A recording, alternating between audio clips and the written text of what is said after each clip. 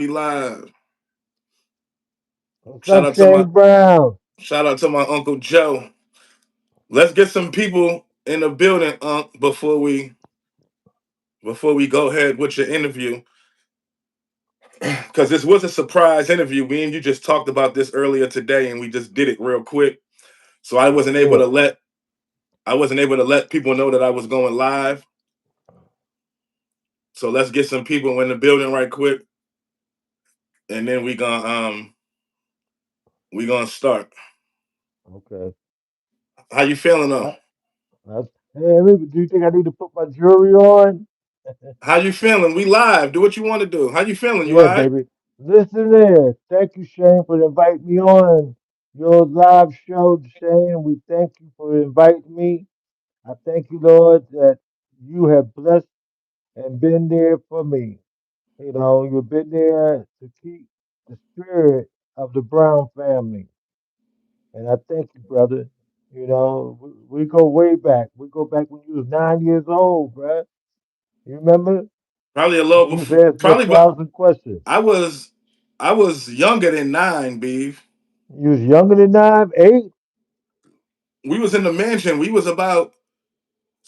I mean, that was back in Don't Be Cruel. So I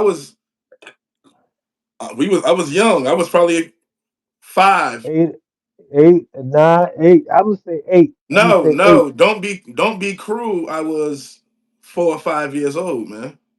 Damn, man. We go way back, Shane. But you know, bruh, it's a lot that we're gonna talk about right now because we need to set the record straight. Okay, that's Right, what it's all about. right. So let's get into it. Well, give them some background for one. I'm gonna introduce you as how I know you. I known you. I always known you as Uncle Joe Beaver. Yes, sir. Beeve. You always you've been in my life since a little boy, since as far as back as I can remember. So, And ask um, me a bunch of questions. Go ahead. right. So, give your history. Give a little history, man, on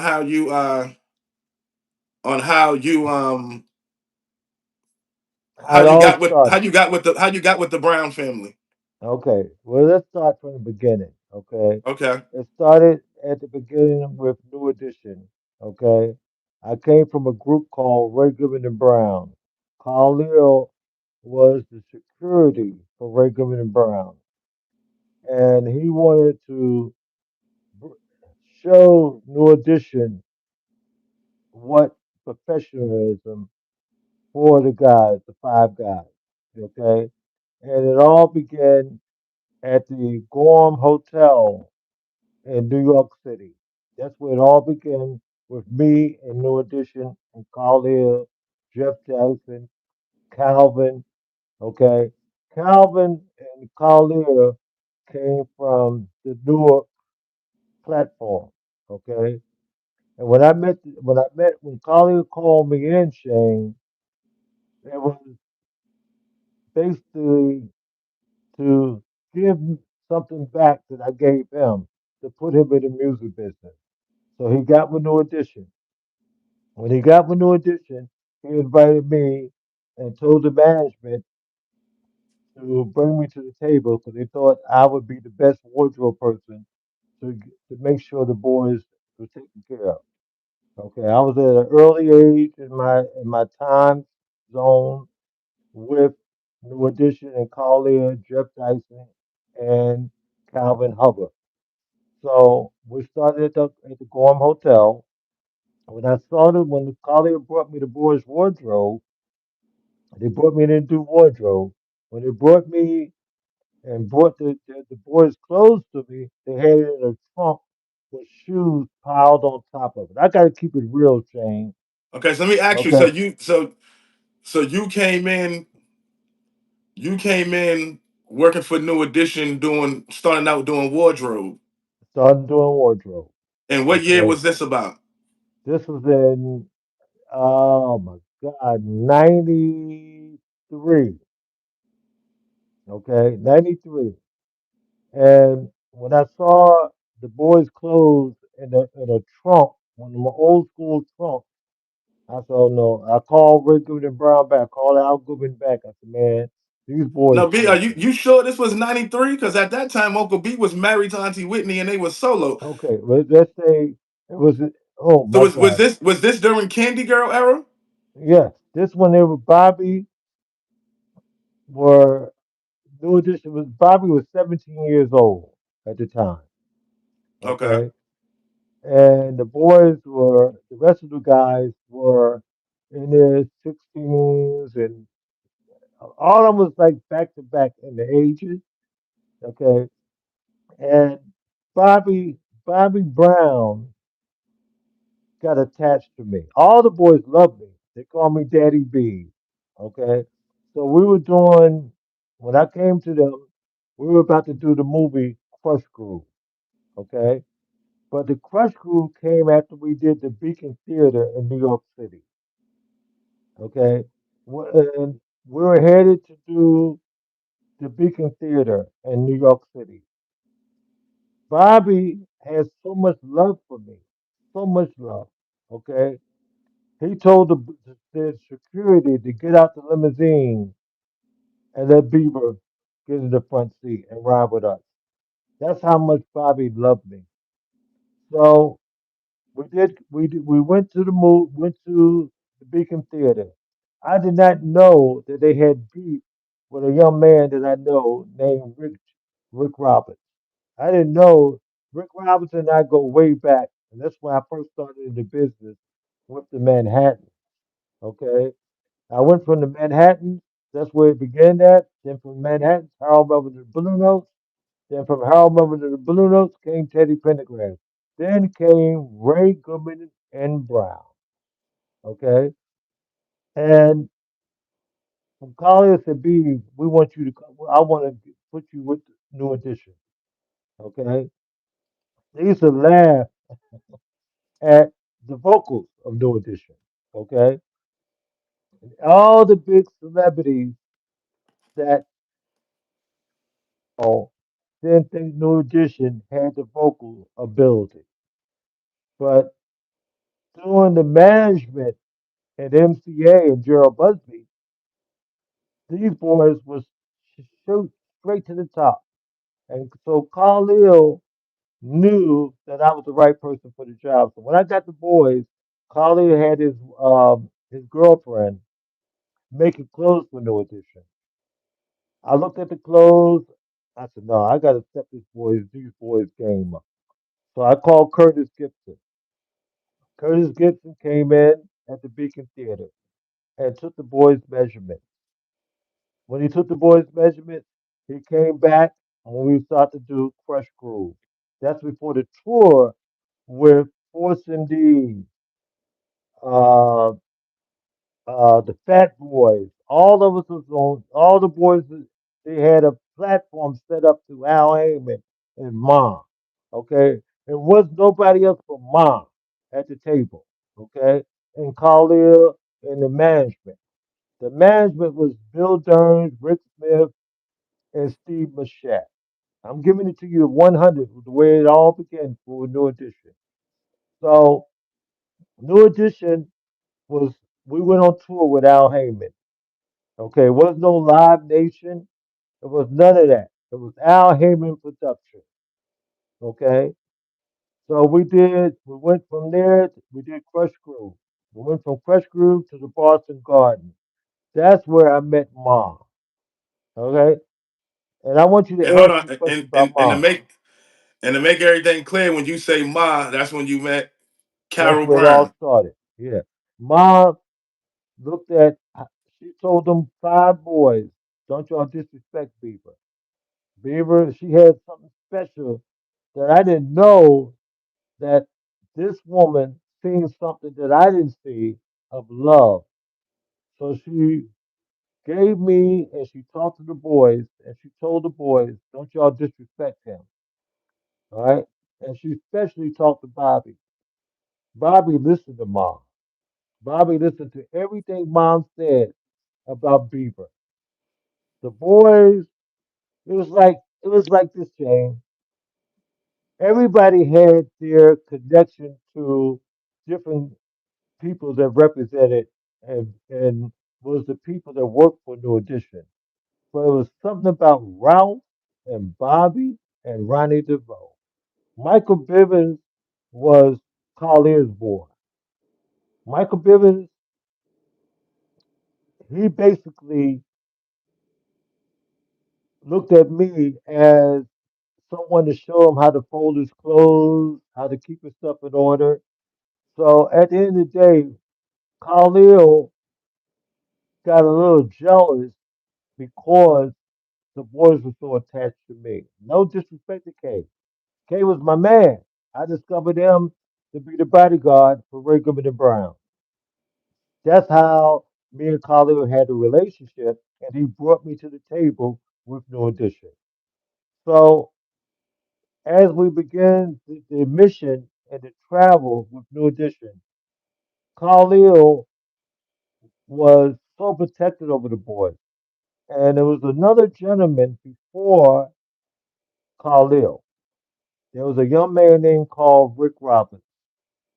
I didn't know Rick Roberts really was attached to the boys, but I heard stories when we did the Beacon Theater. The boys didn't want Rick to be in the building. They told me, B, Daddy B, we don't want we don't want Rick Roberts around us. I couldn't understand because me and Rick go back from the Manhattan, okay? And I was kind of hurt to tell Rick Roberts that the boys don't want you in the building. But he was very close to Khalil and Bill Dern and Rick Smith. So So why didn't the boys want him in the building? What was the problem? the problem was when they were kids, Rick would take their per diem money. Okay, he would fine them if they didn't do everything the way the management and Rick wanted it to go. So he would find their money and hold on to it to get whatever they needed. They stayed at Rick Roberts' house. Rick told me the whole story. They used to stay at Rick's house. Rick used to feed them and take it. So Rick introduced them to Maurice Starr.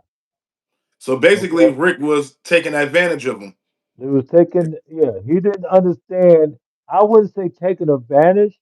I would say that everybody had a hustle. Okay, and everybody had a way that they wanted to hustle. Okay, to use whatever the money that they need to keep the boys disciplined. Okay. Then came Al Heyman. Okay. And at this time, the boys didn't know how to hold a microphone. And the management was hating on Brooke Payne. I'm giving you the whole story, Shane. The management didn't want Brooke Payne in the picture. Okay, because they felt that Brooke was causing confusion in the group between the management and Carlisle and all the other production people. So we started the tour with Al Heyman production. When we started the tour, somehow they had to bring Brooke back because the boys couldn't focus without Brooke Payne. And I'm giving it to you real, Right. okay? And at this point, Brooke was doing choreography, or what was Brooke's position at this point? At that point. At So that point, what was he doing? He was doing the steps, right? Or what was he yeah, doing?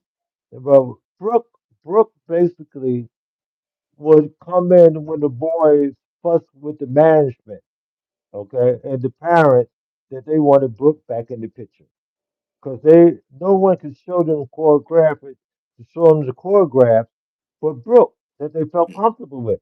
They brought all type of choreographer people in, but it wouldn't fit the boys. The boys didn't feel comfortable with different other choreographers. I mean, these people are from Hollywood, but Brooke was the beginning of New Edition's career. Okay, and so Brooke used to talk to me when first started the tour in Savannah, Georgia. He said, B, they sending me home. I said, Brooke, why they sending you home? He said, man, they got this problem with me being too close to the boys. Okay, so they let Brooke come in for a couple weeks, and we started out the tour. And Savannah George was ready to start the tour with Al Heyman production. So it was Lou Rose, okay, it was Calvin Hubbard, Jeff Dyson, and Khalil Roundtree, and me. Okay, so I had to bring Curtis in because I had to step up the boys' game on with the wardrobe. I wanted to have a special look. And the only person who give me that look was Curtis Gibson that I needed for the boys. Because Collier had his girlfriend making clothes for New Edition. I'm sure you remember the videos at the beginning of New Edition's career. The clothes was handmade clothes. It wasn't professional look for New Edition. So I brought Curtis Gibson in.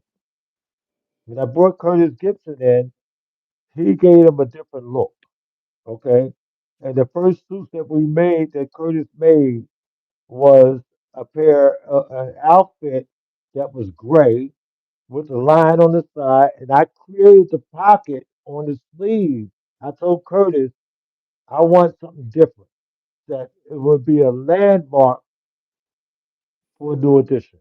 So he put a pocket on the sleeve for me, and New Edition loved it.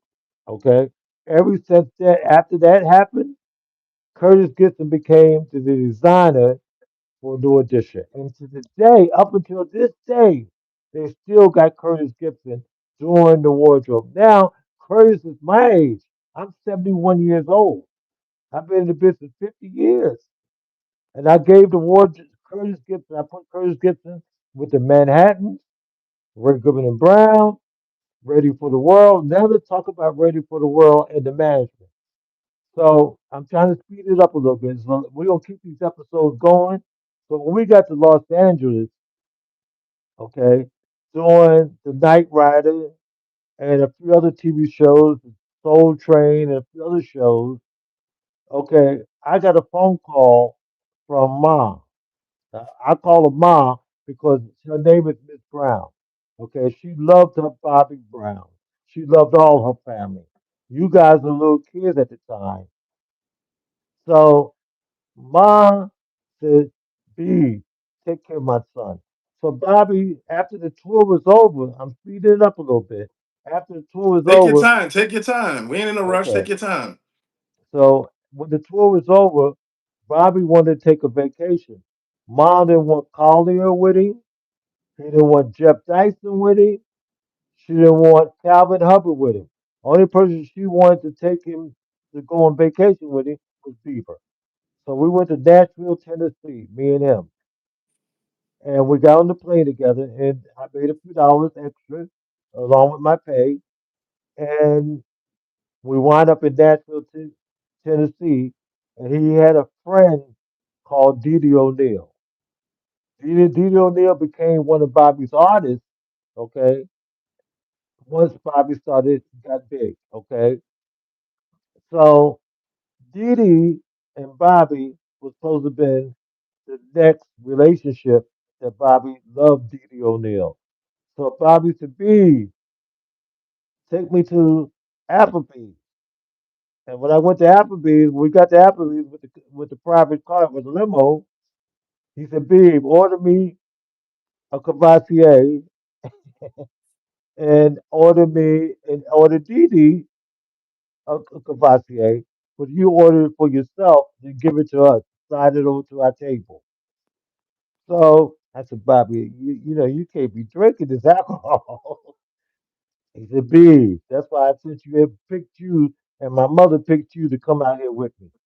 So we got the Okay, so let me ask you at this point, how old was Uncle B? Uncle B was going on 18 years old. Okay. He wasn't old enough to drink. Okay, and I got asked God every day to forgive me for let Bobby tell me to give him the alcohol for Dee Dee and him. So we got we had a few drinks at Applebee's, but I didn't drink at all because at the time I know I had to protect Bobby because Mom told me look out for my son, and so did the management. So when I went back, ready to go back to the hotel, I ordered the car back to pick us up, the limousine. Okay, when I ordered the limousine to pick us up, Bobby says, Beaver, stop by the liquor store. I said, for what, B? I'm Stop trying to by the get lit. liquor store. He wanted to get lit, like you said, Jay. So we stopped by the liquor store. I bought a 6 pack of whatever Hannikins and whatever else. I can't say it all, but I ordered what he asked me to buy for him. So I dropped. We went. He said, "All right, babe, you off for the rest of the night. Me and Didi gonna chill." So Didi and Bobby went to their room, and I went to my room. But I kept monitoring Bobby. He didn't know that I was still sitting outside his room, making sure that nothing would happen to Bobby Brown. So mom called me, said, B, what's my son doing? I said, him and Didi is relaxing. Okay, I couldn't tell them they were whatever else they were doing. Right. So the next morning, Bobby woke me up. He said, all right, B, I want you to take me to a jewelry store. Order the car.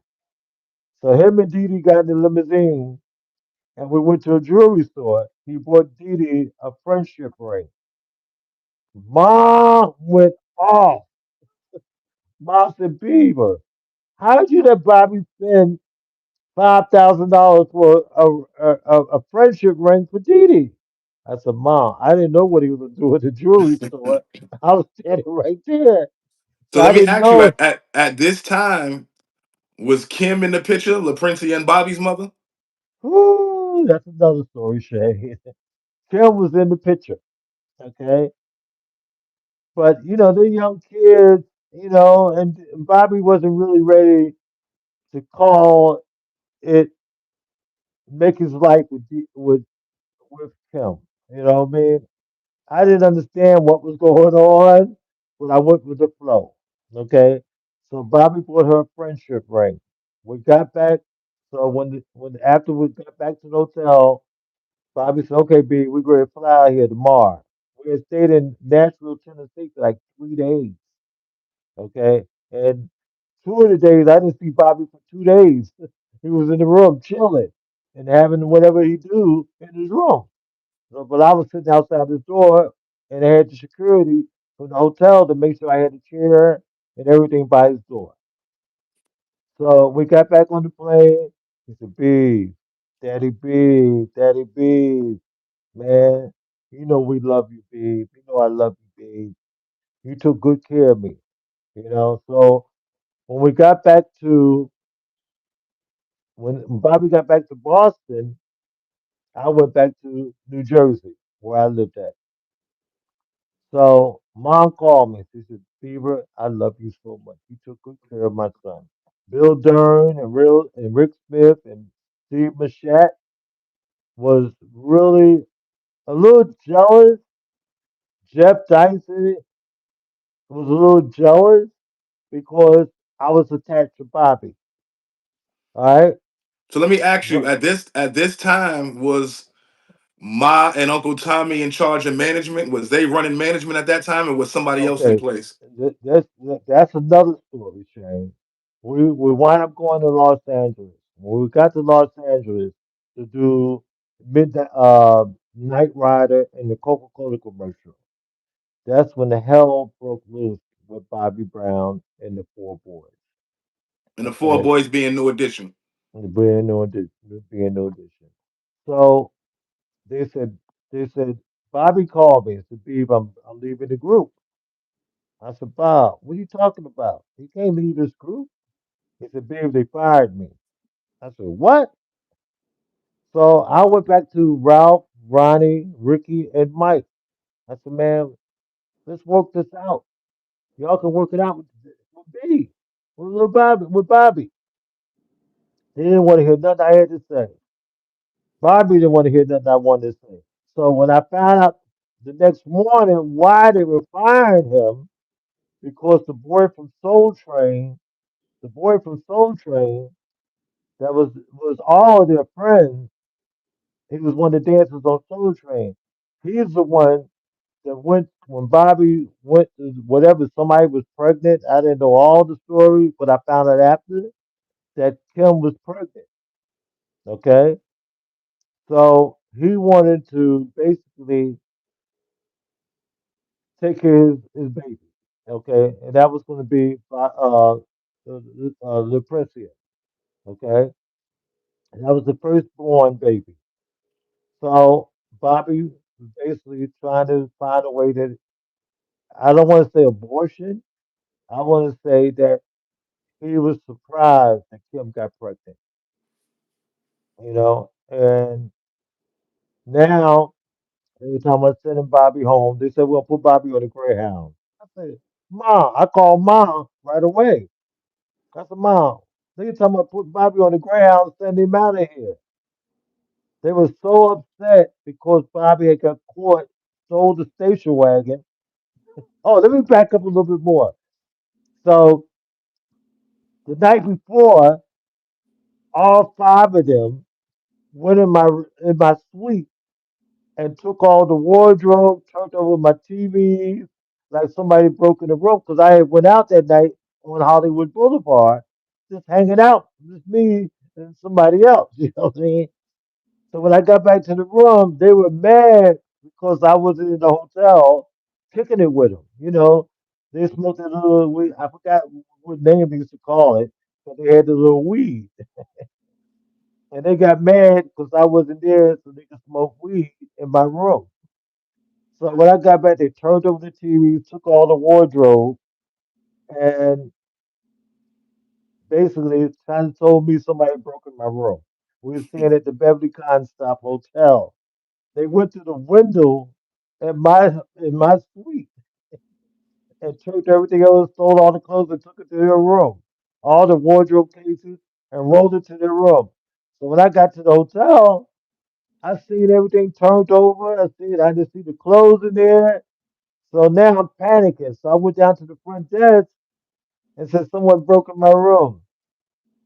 So Carole said, "B, those are little, they call them little bastards. Those little bastards were in your room, B." I said, "No, man." He said, "Yeah, it was Ronnie, Ricky, and Mike, and Ralph, and Bobby." So they were laughing when I asked. I said, "Man, y'all went in my room?" "Yeah, Dad, we don't know where you at."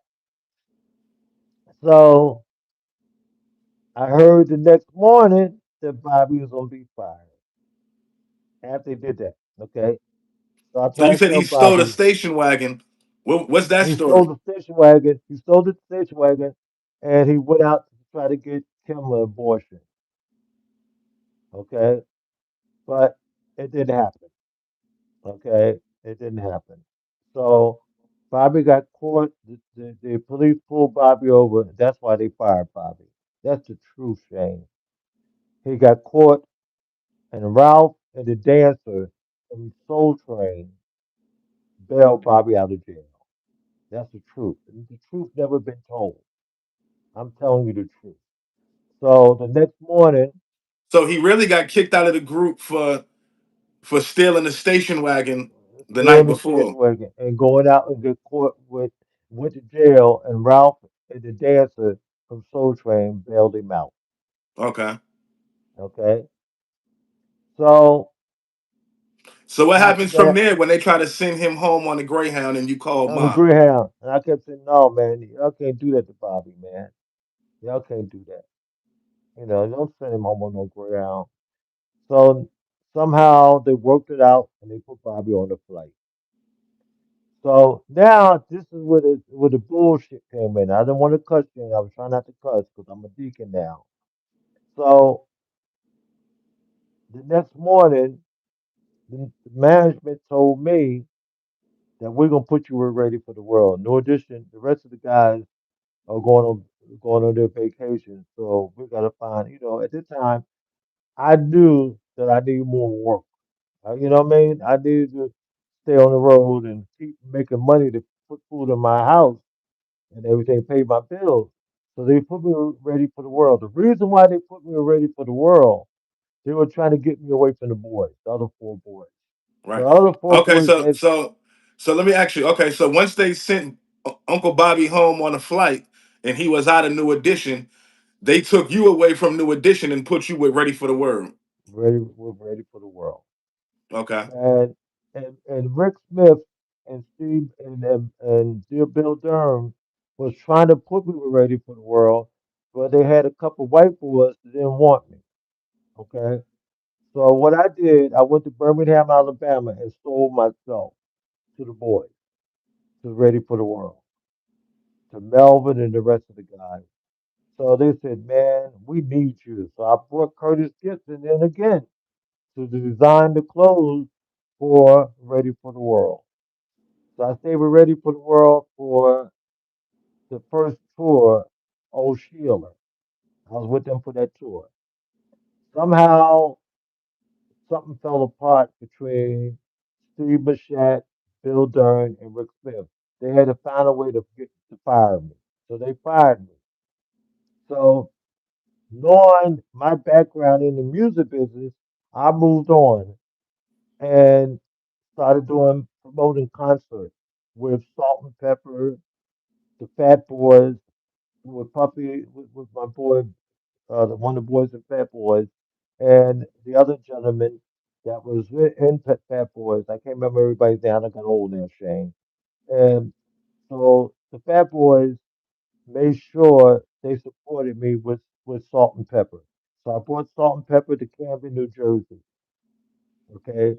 At that time, Will Smith was supposed to be on the same show because I paid him. I paid Salt and Pepper to Carole Lewis, and Salt and Pepper did the show for me. But Will Smith said that he had to go to Los Angeles and start the TV show Fresh Prince. Okay, so we did the show with Salt and Pepper. Will told me he couldn't make it, and they're on the way to Los Angeles. Okay, while I'm at the radio station, Shane, WDS in Philadelphia with Lady B, okay, Bobby was had a song came out called Girlfriend. So this is when he left the group. This is his first single. This is the This is first King of single. Stage album right here. Right. So I saw Bobby at the radio station, and Bobby said, "Beef, Daddy Beef," and all the radio station and everybody, people was like, "Dang, you know this dude is?"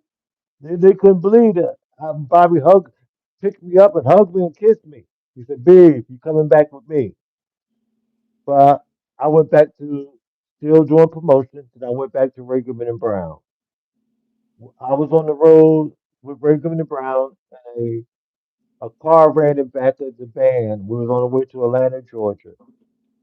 Some guy hit the van while we were in the van. I wound up in the hospital. Mom, so I don't know how she found me, Shane. Mom found me in the hospital. She said, "Babe, I had bandages on this eye right here."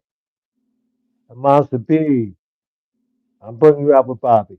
I'm sending you $200, and I got a plane ticket for you to go to South Carolina." Bobby, at that time, he had a song coming out, My Prerogative. My Prerogative was hitting hard. So, Mom said, "Babe, get on the plane, meet Bobby in Owensboro, South Carolina." I got, I checked myself out the hospital with bandages on my feet. I don't believe I did it. Okay, patches on my stitches in my eyes. Got to South Carolina. Okay, when I got to South Carolina, Bobby and Ralph was in a hotel with BB guns. So the people at the hotel was ready to kick them out of the hotel. Police was everywhere. Bobby know what I'm telling the truth. I'm not lying. Okay, so listen. So you said Bobby and Ralph was in the hotel at this time, but at Shooting this with time, BB. the group was broke up. Bobby was on his solo run. You said Exactly. this was my prerogative. So what brought Bobby and Ralph together at this occasion? Well, Bobby and Ralph and Ronnie was real close. He was very close to Ralph and Ronnie. Okay, so Ralph came out because Bobby was hitting hard. Great going tour, New Edition was barely fighting with the management and everything else that was going wrong. Okay. But Bobby brought Ralph out there with him. So when I got to the hotel in the cab and Tommy came out to be, we got some problems. Let's get on the tour bus. We great check Bobby and everybody out the hotel because the police and the hotel people, the management want us to move out the hotel. Lord Jesus. And that's because So Bobby and Ralph had the BB shot the guns. BB guns. They had shot the windows up. They were shooting BB guns at everybody. They walked past outside the window. They were shooting the BB guns outside the window. So we got back on the tour bus, went to another hotel in South Carolina. Now it all began with New Edition, with Bobby Brown, Ma, and Tommy Brown. So this is when And Ma and Uncle Tommy completely take over Uncle Bobby's they took career. over Bobby's career. And this Okay. was this is during this was my prerogative. In my prerogative. So they had a management called George Smith. Okay. And George Smith, whatever Mom said, George Smith obeyed. He did whatever Mom told George Smith to do.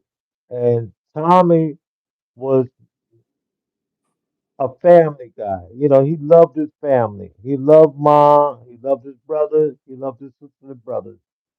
So they basically, the production people was not comfortable with Tommy. Okay, because Tommy was Bobby's brother, and they felt that he didn't know enough. Okay, so at the end of So the at this day, point, Uncle T's new to the business, just he was dropping new out to of the business. college He and was getting his all feet wet in the game. right. He was new to the game, so at the end of the day, I seen Tommy, and I'm doing all the wardrobe, getting everything ready. Tommy's like trying to figure out what's the puzzle, what's the combination, so I can step in and do what my mother needed me to do for my brother. So Tommy, I seen Tommy standing by the backstage, by the curtains. I said, T, you okay? He said, yeah, man, I gotta take this shit over, B. I don't know enough to do it, but I got my brother and I'm doing it for my mom. So Tommy gave up his college degree, stuff that he went to school for to get into the business of corporate America. Okay? So he gave up his career to go with his brother Bobby and please his mother. So only thing that Tommy had was me and Ma and Bobby Brown in the production that was around. So Tommy said, "B, if you're gonna work the lights, you're gonna MC the show, you're gonna do Bobby's wardrobe, and you're gonna make sure my brother's taken care of." 'Cause my mother said you can do the job. So at that time, we were about ready to hit the top. We went on tour with Al Heyman. We worked 7 days a week, Shane. 7 days. By the end of the tour, of the first leg of the tour, Tommy had this stuff down pat. He brought Thad Evans to the table. He made a deal with Al Heyman, and him and Mom made a deal. Whatever I don't know the conversation was that was made, but I know from that day on, Al Heyman took Bobby to the next level. The first show we did was with Albie Shore in Norfolk, Virginia. Okay, and that's where So it all began. is this the tour My where parag- where it was Bobby New Edition Albie Shore, where New No, Edition was headlining, and then Bobby ended up headlining, or it was it was just Bobby. It was Albie Shore headlining. He was the okay. headliner, and Eddie Murphy's brother. Okay, and there was somebody else on the show. But Al Heyman put a show together with uh, it was Albie Shore. Bobby had did so well on the tour with Al Heyman when they take Bobby solo. So the tour started with uh, uh, Janet, what's the brother's name? Jennifer Lopez, Car- what's her name? Karen White, okay, and Bobby Brown, okay. So the tour was a success. Everywhere we went, Bobby was selling out. Bobby was selling out in every city. So now, New Edition was trying to come back, but New Edition, Bobby was too hot. Okay, Bobby's career began as a success with my prerogative. Okay, my prerogative was the biggest tour of the whole concept of the tour that started with New Edition with Bobby Brown. I'm sorry, Bobby. Bobby, I couldn't believe girls were falling out of the chairs. We came out with a song, the second single. Okay, the second single was, oh my God, not every little step. Uh, Don't be cruel. no, that Bumper Crew was hot as heck. Tenderoni. Oh, okay. And everywhere we went, the police would tell Bobby that he could not have any sexual contact with any women, young girls, on the stage singing the song Tenderoni. So I remember times where we had to put a robe and cover Bobby up with a robe and sneak him out because the police wanted to lock Bobby up. Everywhere we went, the police knew that Tenderoni song could not be done on that stage. So Because after he he was doing performed it, Tenderoni, they was ready to take his ass to jail. he'd take his hands there. Every time we did that, the section, the police would come backstage and tell Tommy, when he do Tenderoni, Mr. Brown, he could not do any sexual movement. Bobby said, okay, I won't do it. I ain't gonna do it. Next thing you know, Bobby doing the grind, he doing the move, he doing the band scene. And so one day we put a robe on Tommy with Bobby Brown's robe, and I got robes made with Bobby Brown's name on it. And we put the robe with the hood, and we were trying to sneak Bobby out. And so one day we put Tommy in the robe, and the cops grabbed Tommy and said, "You're not Bobby Brown." So Tommy had to get Bobby up. So they took Bobby to the jail. So is this It where he was got? like Is this where he got locked up at? I believe in somewhere in South Georgia, making a in something. Macon, Alabama, everywhere, every city, they were waiting on Bobby to do that song. And they said, Bobby, you cannot do any sexual stuff on stage. Okay? Now, it was so busy for me. I had so much to do for Bobby. I handled his wardrobe. I went to when the bus hit each city, I was his personal assistant. I had to, get Bobby off the bus and take him to his room, then do it to make sure his wardrobe, his personal clothes was laid out for him when he wake up in the morning. Okay, so he can go to sound check. Then he wants to go to the mall. He wants to take the dancers. He wants to take everybody to the mall so he can buy them clothes. And Bobby kept creating this show. He kept making his dances and every background singers look like the way he wanted it to be. And at that time, it was my man, Hammer. Okay. Okay. And Hammer couldn't touch Bobby.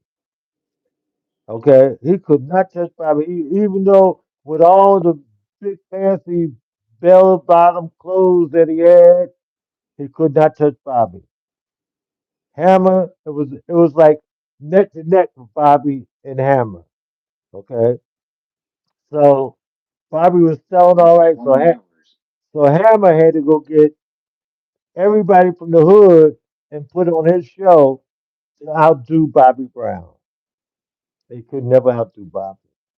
Only thing that Hammer had over Bobby, Hammer was a little bit more business. okay, because he had, the people in San Francisco and Oakland supported him. Bobby had me and Tommy Brown and Ma and Al Heyman to make sure that Bobby reached the top. Hammer wasn't selling out like Bobby was selling out.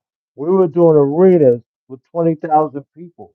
And Bobby, when we got in town, the marquee said sold out. Everything that we went to. So let's get to Mom. Let's go talk about Mom. Okay, Ma made sure Bobby's career was established. You know, she did everything in her power with every connection she had to make sure she protected her son. Okay, so then the time came. Bobby met Whitney. I didn't go to Los Angeles to the award show. Okay, Carlier, I brought Carlier. Carlier was doing security for Bobby, but it didn't last because Carlier teamed up with George Smith and Bobby fired him. I put Carlier with him. So Bobby said, "Man, this man, Carlier ain't loyal. You don't even loyal thing I got around me. You're my brother and my mom." So when we got to Los Angeles and did the American Music Awards, that's when he met Whitney Houston. Okay, Whitney, I knew Whitney from her mother, the Sweet Inspiration. Her mother had a group that the drummer that put me in the business, Joe Jefferson, and the band that worked with the Manhattan was with Whitney Houston, with the Sweet Inspiration. So I knew the Houston. Gary didn't know me So you've been knowing Auntie Whitney, God rest her soul, and the Houston family way way before before, way before the way Brown before, family. way before the Brown, way before a lot of people. Because I'm from Philadelphia, I'm from the town of Philadelphia. That's where it all began for me. Okay, at the Uptown Theater with the Manhattan, Ray Griffin and Brown, Harold Melvin and Blue Notes. It's a long story with that. That's another story that we're going to talk about one Right. day. Okay. But it all began, okay, with the Manhattan that I met the New Edition. And it was a great, when I saw New Edition and started working for them, I called Ray Brown and said, "No, man, I ain't coming back. I'm sticking with these boys. These boys need me." And that's where it all began with me Right. and Bobby Brown. Right. Okay, so you was Okay. just saying then Uncle y'all y'all go to LA and that's when Uncle B Yeah. meets Auntie Whitney and what takes place then? Yeah. So Whitney and Bobby became. I was at the mansion. I'm sure you know about the mansion. You was a little boy then. Bobby had a jewelry guy to design a ring for Whitney that was over $100,000. And I looked at Bobby. I said, "Bobby, that's a lot of money to pay for a ring." He said, "Big, mind your business. This is my money. It's my prerogative." So got Whitney this ring, and then engaged. It was him and Whitney was engaged. Next thing I know, we went to Australia. I never forget this, Shane. This is something that never leave me. I had set up all these after parties for Bobby in Australia, Japan, Asia, everywhere. And Bobby was a young boy. He was young, having a good time, having parties. He just loved everything that was given to him. So I had worked so hard. Bobby told me, "B, we got the airport, we headed to Hawaii." Bobby said, "B, everything in my pocket you can have." I said, "Bobby, I'm not putting my hands in your pocket." He said, "B, if you don't put my hands in your pocket, you ain't get on that plane." Okay, you ain't get on the plane. So I put my hands in his pocket, pulled out $5,000. He said, "That's your money. You did a great job." because the love that his mother had for me, mom had for me, he did not want me not to have enough of money, okay, in my pocket. So But we let me got to see. a Let me white. say. Let me ask you because it seemed like you jumped ahead a little bit. You were Yeah, I did. saying after they got engaged. Auntie Whitney and them got engaged. You were saying something about y'all had went to Australia Hmm. and you had set up some after parties in Australia, Asia. You was Yeah. going there. What was that about? Hmm. So the biggest nightmare, Shane, when we got to Asia, I told everybody we wanted some weed, and I told Reese we got the weed. Somehow Reese found somebody that had Acapulco gold. That weed was a bomb. Okay, I said Reese, don't take that weed to don't take that weed none of this stuff with you because they don't play with you overseas. Because Right. And I got experience. hold up one Okay, second, Beam, just to let everybody know who Reese is. Reese was the DJ for Bobby Brown at this time. yes he was. Right. Okay, so Reese was the DJ. So somehow he got connected to somebody that brought some Acapulco gold that we never seen in back in the day. So they had this Acapulco gold. So when we was headed to Japan, we got off the plane in Japan. Reese dumped some weed in his high tech food. When he And where were started y'all? Where was dog, y'all at this point? we just enough Asia and we was in Japan. Okay. Okay, at the baggage count, getting ready to get on the coach bus. So it never took us that long for us to get everybody on the bus to leave. So I didn't know what was going on.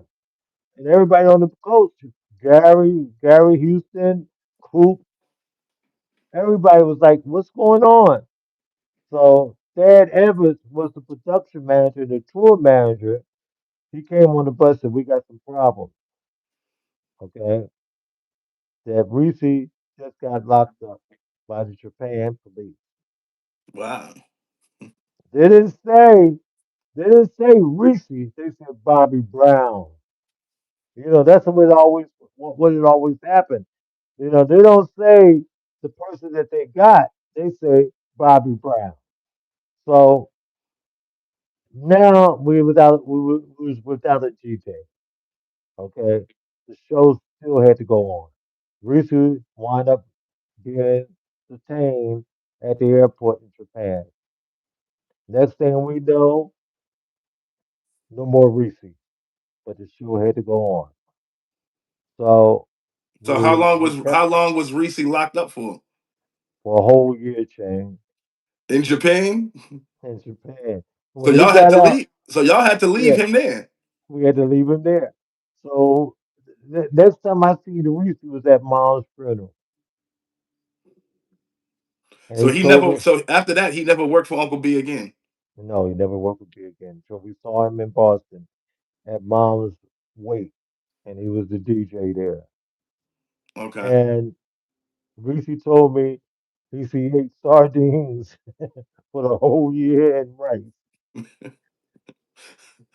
Reese In said, the man, prison in Japan.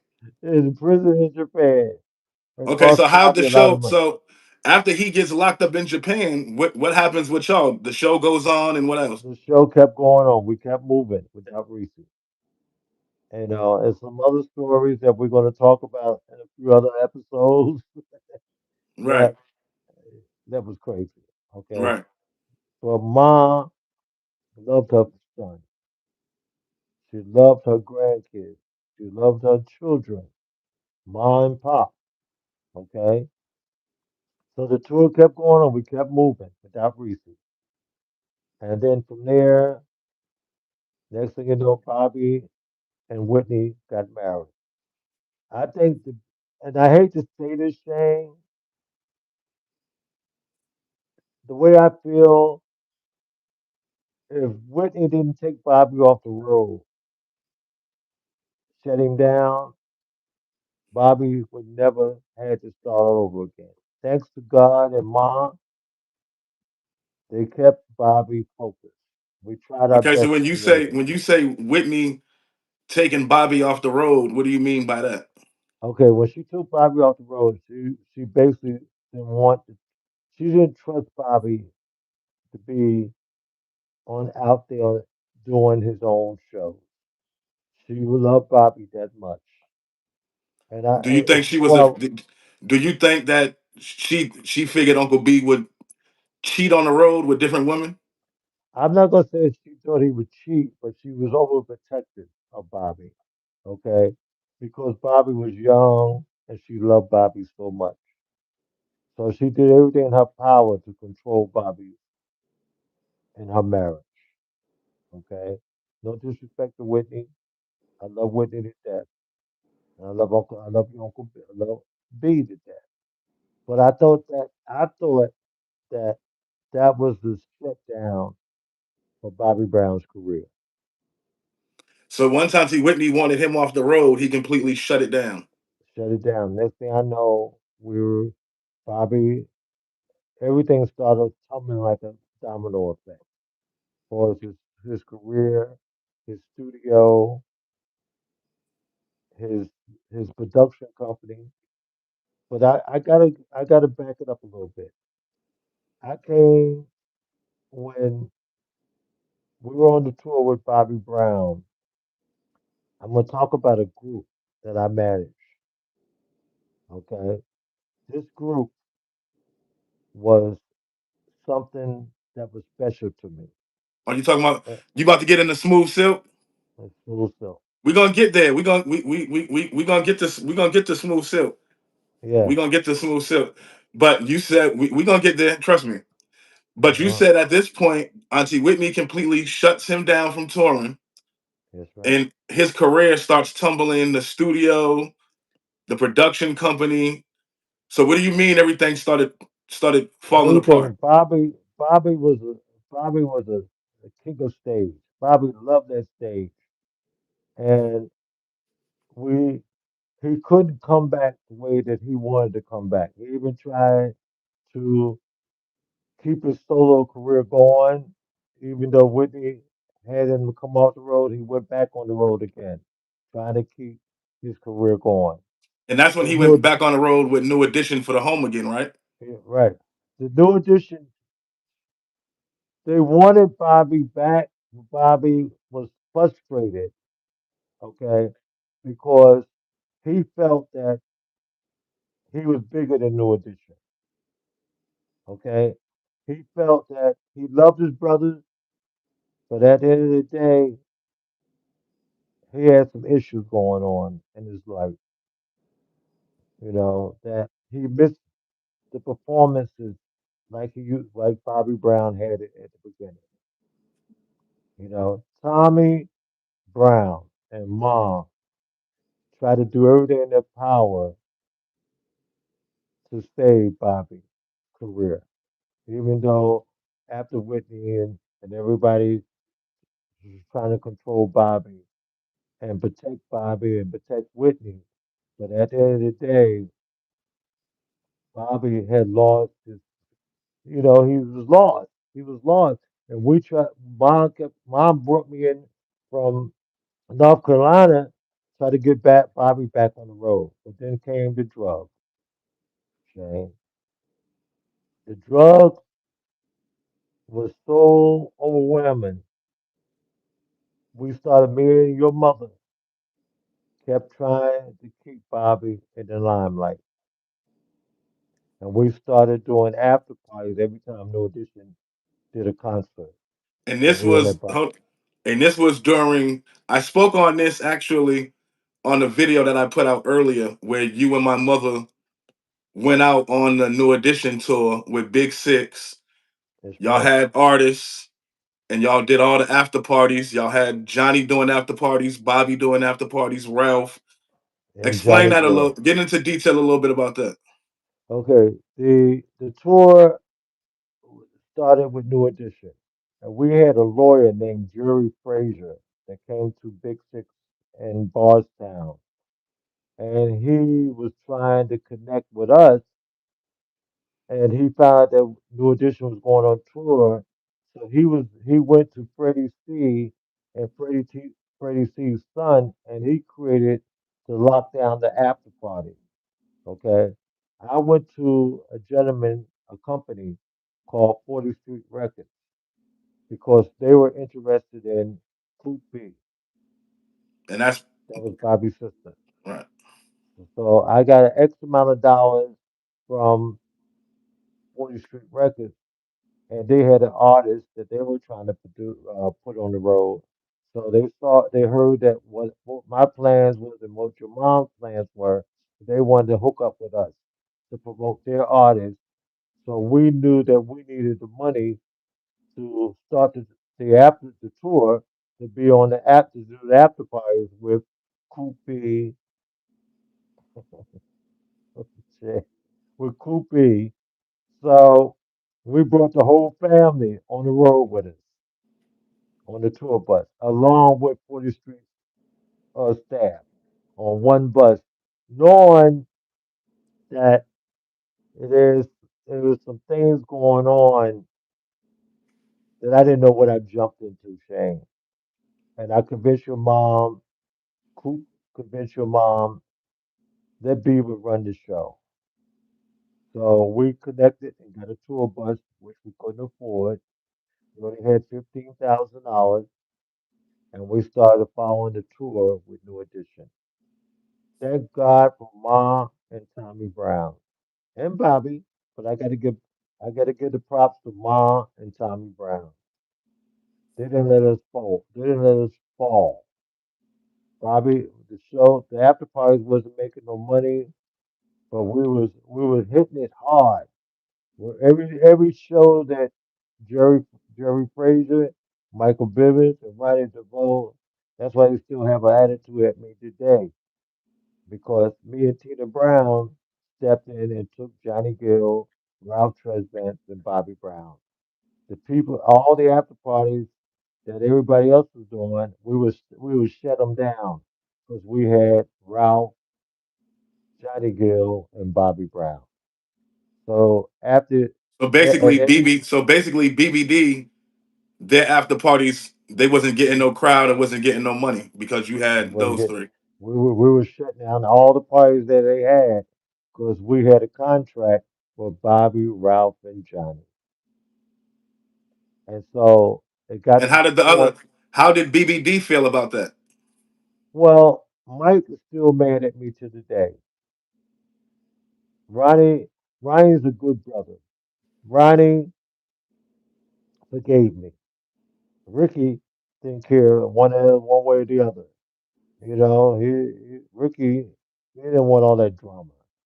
But Mike and Michael Bivins was Michael Bivins, and Mike's a good brother. He wanted me with him, but I go into that later on. So at the end of the day, Mike got very angry at me because Jerry Fraser and a few other people that was sister to sister was angry because I stopped them from making money in all the clubs. So I get in town the day of the show, send Bettina and them back to the hotel. I go out and get the clubs and shut the clubs down. I did all this. Then Tina supported me, your mom, and she supported me. Woo, we I we remember those days. I we remember something those else, days. boy. It was something else. And the other day, right there, every time Mike said me, Mike, I remember when they came to North Carolina, to Charlotte, and Bobby said, B want to take pictures of Mike. Mike looked at me and like, nigga, I'm mad at you. Michael loved me now, because I showed him how to fold his clothes and put in everything when he was a kid. But that's Right. the idea that I was with Tina Brown, And the Big Brown Six family, right. Brown. Okay, I was, I wanna bring it back a little bit to where we was okay. because we sort of jumped ahead. I wanted to bring it back. So you said Uncle B and Auntie Whitney gets married. Auntie Whitney shuts him down from touring, Uh, right? And just like the movie said it in Bobby Brown's movie. It's the same story. It's the same story. Bobby wasn't using cocaine. Okay, I can't go into all of the details, but Bobby wasn't. All Bobby wanted to do is drink a beer and have some weed. That's all he did. Next thing we know, he got caught up with the wrong people, and they were bringing the cocaine. Then he got started getting the pure stuff when he got with Whitney. The drug deals didn't stop. Once the cocaine got in Bobby's system, I couldn't believe it was like a domino effect, Shane. Mom called me in to try to get Bobby focused. I got on the train. I met TD Jake, and I told you TD Jake we was at the train station. They had a private train that was connected to the train Beaver, they station. saying they can't hear you. Try to fix your sound. They saying they can't hear Okay. you. All right. How about now? Can y'all Can you hear hear us me now? now? Let us know if y'all can hear better now in the chat before we get back started.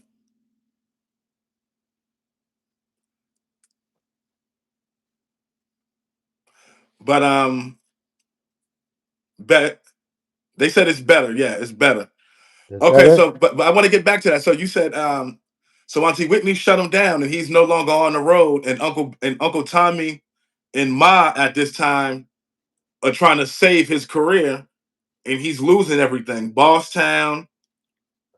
Uh, So this He is where was a Auntie boss. Betty. So this is where Auntie Betty comes into play, She took which over Bosstown. She took over the management of Bosstown, while Uncle Tommy was trying to hold Bobby and keep everything in order. Because mom got kind of sick. Okay, when mom got sick, Tommy had to step up and take over.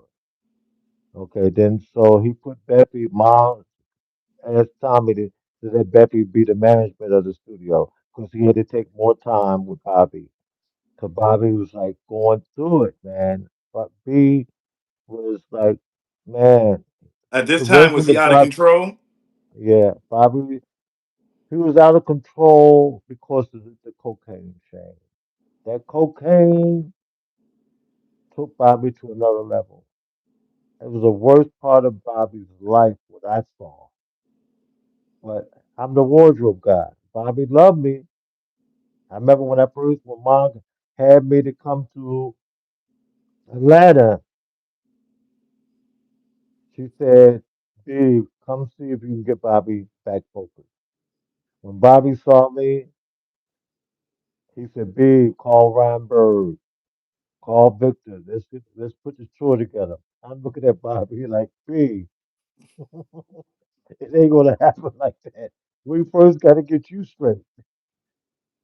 So So at this time, y'all was trying to get him clean, try to get him. yeah, trying to get him straightened up. But it didn't happen right away. It didn't. So at this time did he lose Boss Town? He lost Bardstown. He lost Bardstown, and everything was a domino effect. Okay. Next thing I know, Bobby was like he didn't know which way to turn. Only one he had was his mom and his family. He loved Whitney to death. So let's talk about little Bobby. Okay. If you want to go there, I want to go wherever you want to go. okay. So you called me and said you were managing little Bobby. All This was right. around the time when little Bobby left LA for the issues he was going through with his dad And and you told Alicia. He yeah, you came to told my me house and stayed with me for about a good 4 months. Wanted mm, me to manage him and help him with his music. I mm, called you because that was your expertise. You know what I'm saying? So I right, called you to take over. But go ahead. right. So when you called me, I started pushing the buttons, speed dialing. Okay. And I said, Shane, y'all just got to I'm gonna send you a couple $100, right? Did I send you a couple hundred, right? So y'all can get from Atlanta to Charlotte. Yeah, I think because me and B went on vacation to Myrtle Beach. Remember? Right, Then from Myrtle Myrtle Beach. Beach, that's when we hollered at you, Right. And from Myrtle Beach, we left Myrtle Beach and came to Charlotte North with you. Carolina. Yeah. Yeah, So I came. So when you guys got to Charlotte, I called all of my contacts in Charlotte, and I remember the DJ that we went to see. Tell me the artist name that we went.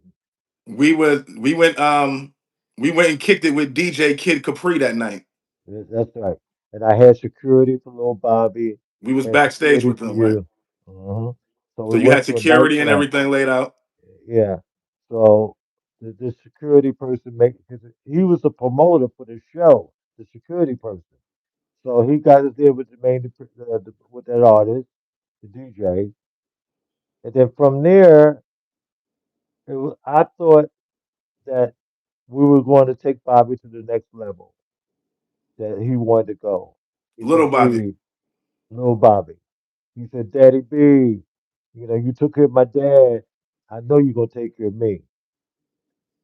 And I said, "Yeah, man, I got you." I said, "Shane told me everything. I put you all up in the hotel, took care of all the bills." Yeah, So you we put went us up back in to an embassy suites that night. Mrs. Sweet. So I don't, I love Bobby so much. So I didn't want to do nothing unless I got Bobby's support with it. Okay. So we got to the hotel. I We remember put you ended up Bobby. FaceTiming Uncle Bobby on the phone. Yeah, we did a FaceTime with Uncle Bobby, and he said, "B, Daddy B, you got my son. You got to And to take let care of him." everybody, I just want to make this clear to everybody because I want to give them the timing. This was around 2019. Right. Shit, I done got old now. I can't Right, I remember know. what That's it why I is. wanted to. I know. Yeah, I appreciate you bringing it Right, up to date. So Bobby was on FaceTime with us along with little Bobby. He said, "B, I'm bringing little Bobby back to LA." I said, "I was just ready to get started, Shane. We were ready." right. So Bobby talked to me. He said, "B, I got to bring little Bobby back to LA because I, to me, if I had a little bit more time with little Bobby and you, we would have pulled it off. But at that time, we didn't have the money. We didn't have the support that we needed from wherever the money was to come from. I don't want to take it say it's Bobby's fault. I don't want to say it's this person's fault. But at the end of the day, I couldn't take little Bobby to the next step because he was planning on going back to Los Angeles. Okay. So when he got back to Los Angeles, Hey, I B, get a if you phone. sound a little muffled, do you have to have that headset on? I want to make sure you hear me so I can hear you. I'm a Okay, right. Well, hearing he has to have it on because it's hearing. All right, aid. you sound a little muffled. They saying so. Go Yeah. ahead. Okay. So when it went down, when it went down with Lil B saying he's staying in Charlotte, he's going to his mom's house, to Kim's house, I called Kim. I said, "Kim, Well, hold on. Step back a little bit. You said that Uncle Bobby wanted him to come back to L.A. yeah, he told me that Lil Bobby's coming back to LA. So, you know, you gotta understand that that's my son, B. Ain't nobody can take care of my son but me." So when he went back to LA, the next phone call I got that he was going to get a job. He had gave up. He didn't want to do his music career no more. So you went your way. I went my way. Next phone call we got, the little Bobby was gone and it did a overdose. And this is something, little Bobby loved me just like his father loved me, just like the Princia loved me. Okay, everybody loved Beaver because Beaver did his job. He took care of my daddy.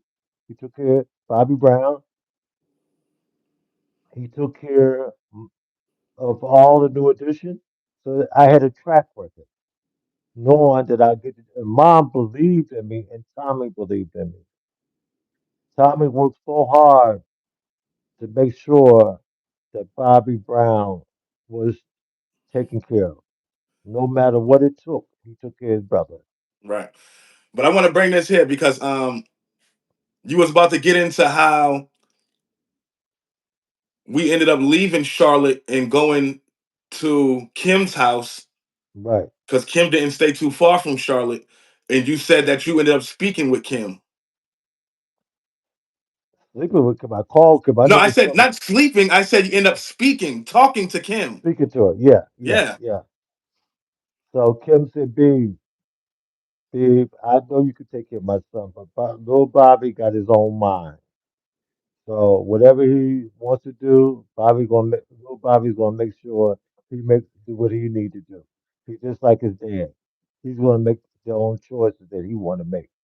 And he went on and went back to LA.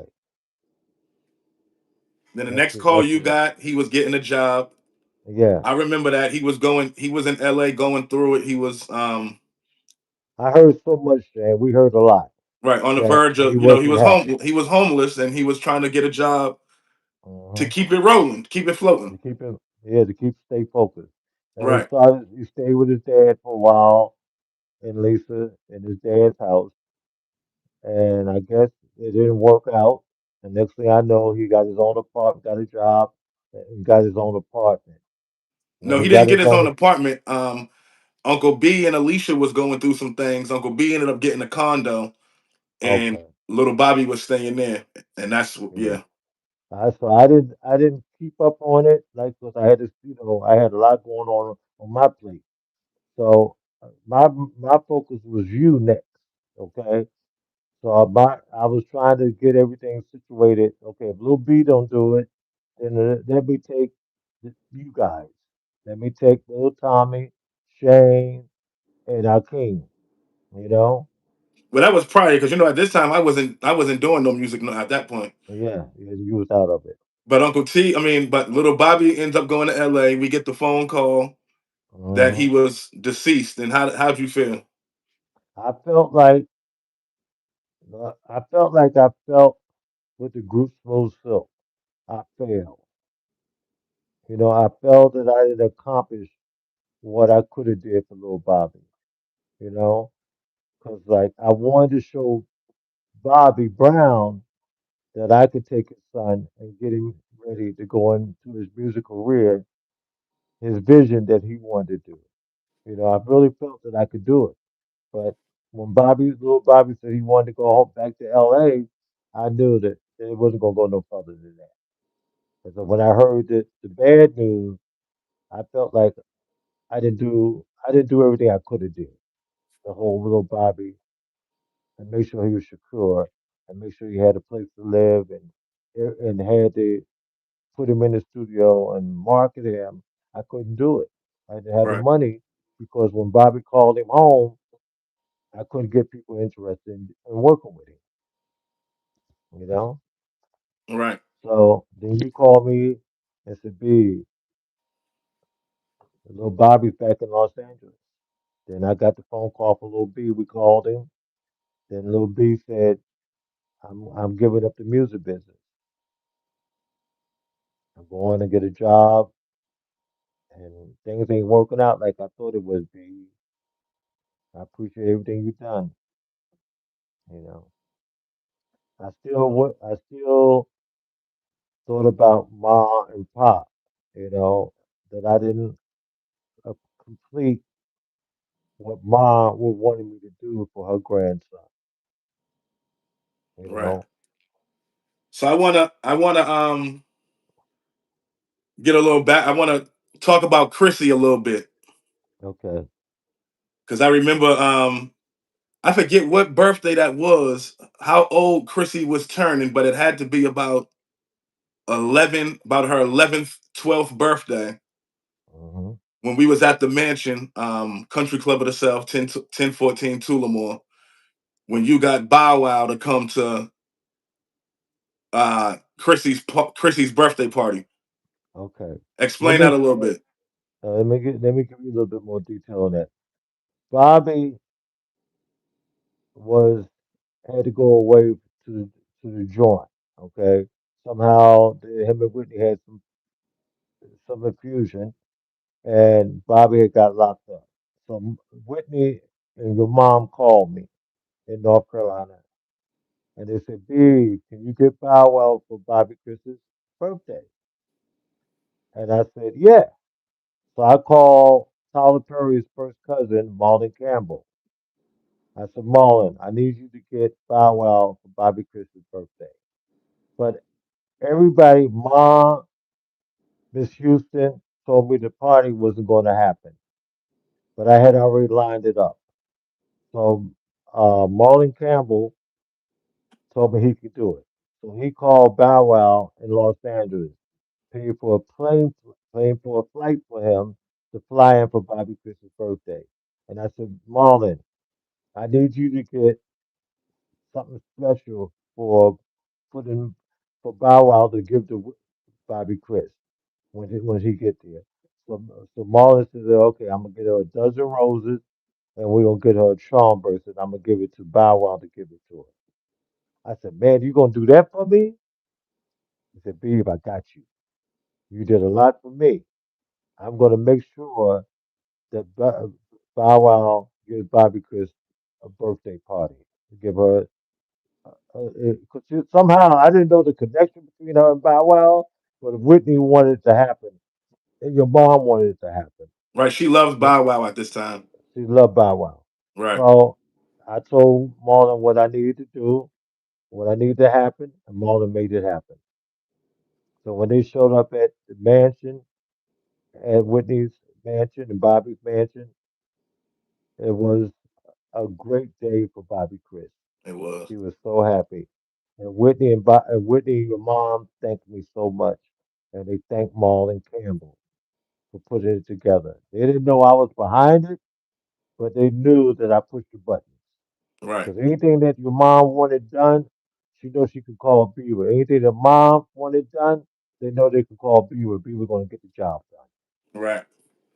So do you remember how Chrissy was that day? Was she excited? Or She was so excited, Shay. And I was like, I said, they told me she was Bow Wow kissed Bobby Chris, and I got a phone call. They said Bobby gonna kill me. He said, B, when I get home, you the first nigga I'm gonna F up. I don't cuss no more. But Bobby forgave me. You know, he really forgave me. He appreciated what I did after he got home because he heard about all this stuff he was in the jail. So when he heard about all this stuff what people did, he's like, man, I'm gonna kill that motherfucker because he protected Bobby Chris. He didn't want nobody around her, and I went right. over the boundary, you know. But Whitney wanted for it to happen. Me and Right. your mom. So you Your said mom pushed the issue. Your right. mom pushed the issue. She said the only Right. person who can get it done is Beaver. So you said Chrissy was excited. She was happy that She was day. real excited. She was so excited. Bobby Christie even called me.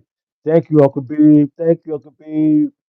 You made me have a beautiful birthday party. You made me have a beautiful birthday. So I want to ask you to because a lot of people, they got their own views of how my mother and Auntie Whitney's relationship was. You tell me and tell the people how Auntie Whitney and my mother's relationship was. Whitney loved Tina Brown. Whitney knew that Tina Brown would do and die for her. Okay? If Whitney had any beef with anybody, she'll call Tina Brown. Let me give you the real scoop. Okay? The night that Whitney got into a refusion, some type of situation in a nightclub, your mom called me. She said, Beaver, I need you to get in touch with Ray for me and get Whitney's number. And I need you to I need to call Whitney. So, oh, Shane, I hate to bring this up. So I called Ray the day that before she died. Well, I didn't know the whole scoop, but she was in the, Ray was in his room and we had been talking for about an hour, me and Ray on the phone. And when you say Ray, you're talking about the Whitney's security bodyguard, guard for Auntie the Whitney, security guard for Pat Auntie Houston's Whitney. brother. Right. Hmm. Pat Houston's brother. So me and Ray was on the phone for like an hour and a half or more. So I was telling Ray what Tina wanted, Whitney's phone number. She wanted to come to LA. She knew if she got in touch with Whitney, Whitney would get her out there. And and Tina was to go there and straighten Ray out. What's the boy that was what's the girl's name? Nick, you talking about the girl? What girl? The girl that was Brandy's brother. Brandy Okay. Burnside, right? Yeah. So she seen what went on this video that came across YouTube. So You talking Tina about when called Auntie Whitney almost got into the altercation in the club with at the some club. girl that I forget, but it was like days before she passed away. I Yeah, forget day the girl's before. name though. It was the day before. So Tina called me and told me to call Ray. We and Ray was on the phone like an hour and a half talking about basically what Tina wanted to talk to Whitney. Ray said, B, I can't give you, I don't want you to give Tina my Whitney's number, so you couldn't reach me. I felt so bad, So Shane, he was trying to block my mother from getting in from touch with Whitney. getting in contact with Auntie Whitney Hmm. because he probably knew that if my mother got in contact with Auntie Whitney, she would have It would probably be, been at that hotel 9 times out of 10. yeah, she would have been right there because Whitney would have brought her there. Okay, so Because I'll previously be, before that, Auntie Whitney, when she was filming the movie Sparkle, she was trying to get my mother to fly to Detroit. oh, But okay, Ma had just passed, and my mother had right, was going through her own thing, and yeah, she ended up in the hospital, so she didn't make it. But go ahead on. So he didn't okay. want her to fly out to L.A. to meet Auntie Whitney. He told you to tell her you couldn't She get in contact with him. I couldn't get in touch with Ray. All right. So me and Ray was on the phone for like an hour and a half. All of a sudden, Ray gets a phone call on his house phone. But let me go back up a little bit. Ray was telling me, I said, yeah. I said, Ray, what's going on with Whitney? Because Tina wants to come out there. He said, oh, man, she's good, man. She's good. Tell Tina she's fine. She's fine. She's okay. So I said, Ray, are you monitoring everything in Whitney's room? He said, yeah. And he said, man, they've been up all night long from the club to the hotel. They had been up all night. So as we was on the phone for an hour and a half, Ray gets a phone call on his house phone, You talking about the hotel phone? on the hotel phone, hotel Right, house phone, the phone in Ray's room. right. So Ray said, "Beep, I gotta go, I gotta go, I gotta go, I gotta go, I gotta go." So he hangs up from me and goes down to Whitney's room. I didn't know that this what was going on. I didn't know that something went wrong with Whitney. So when he got down to the room, okay, I never heard back from Ray. But the next information I got was when it came across the TV at 3 o'clock. Marlon Campbell called me. Harold Travis called me and said, B, Whitney's finished. Whitney's finished. I said, what you mean Whitney's finished? I've been talking to Ray all day. She's okay. Okay? Whitney's finished, B. Whitney's finished. So then my wife walked in and I said, Gloria, they're saying Whitney passed away. So we cut on the TV. We cut my TV on. It said Whitney was gone. So I couldn't get back in touch with Ray until 2 o'clock that morning, Shane. And so Ray said when he went into the room, he kicked the door open. When he kicked the door open, he pulled Whitney out the bathtub. He said when he looked at her fingernails, he knew she was finished. He That's knew what she Ray was told gone. you out his mouth. That's what Ray told me out of his mouth. So what else did he tell you about the encounter? He said people was going in and out the room all day and all night. Okay, but he said, "Steve, I tried to save her. I gave her mouth to mouth.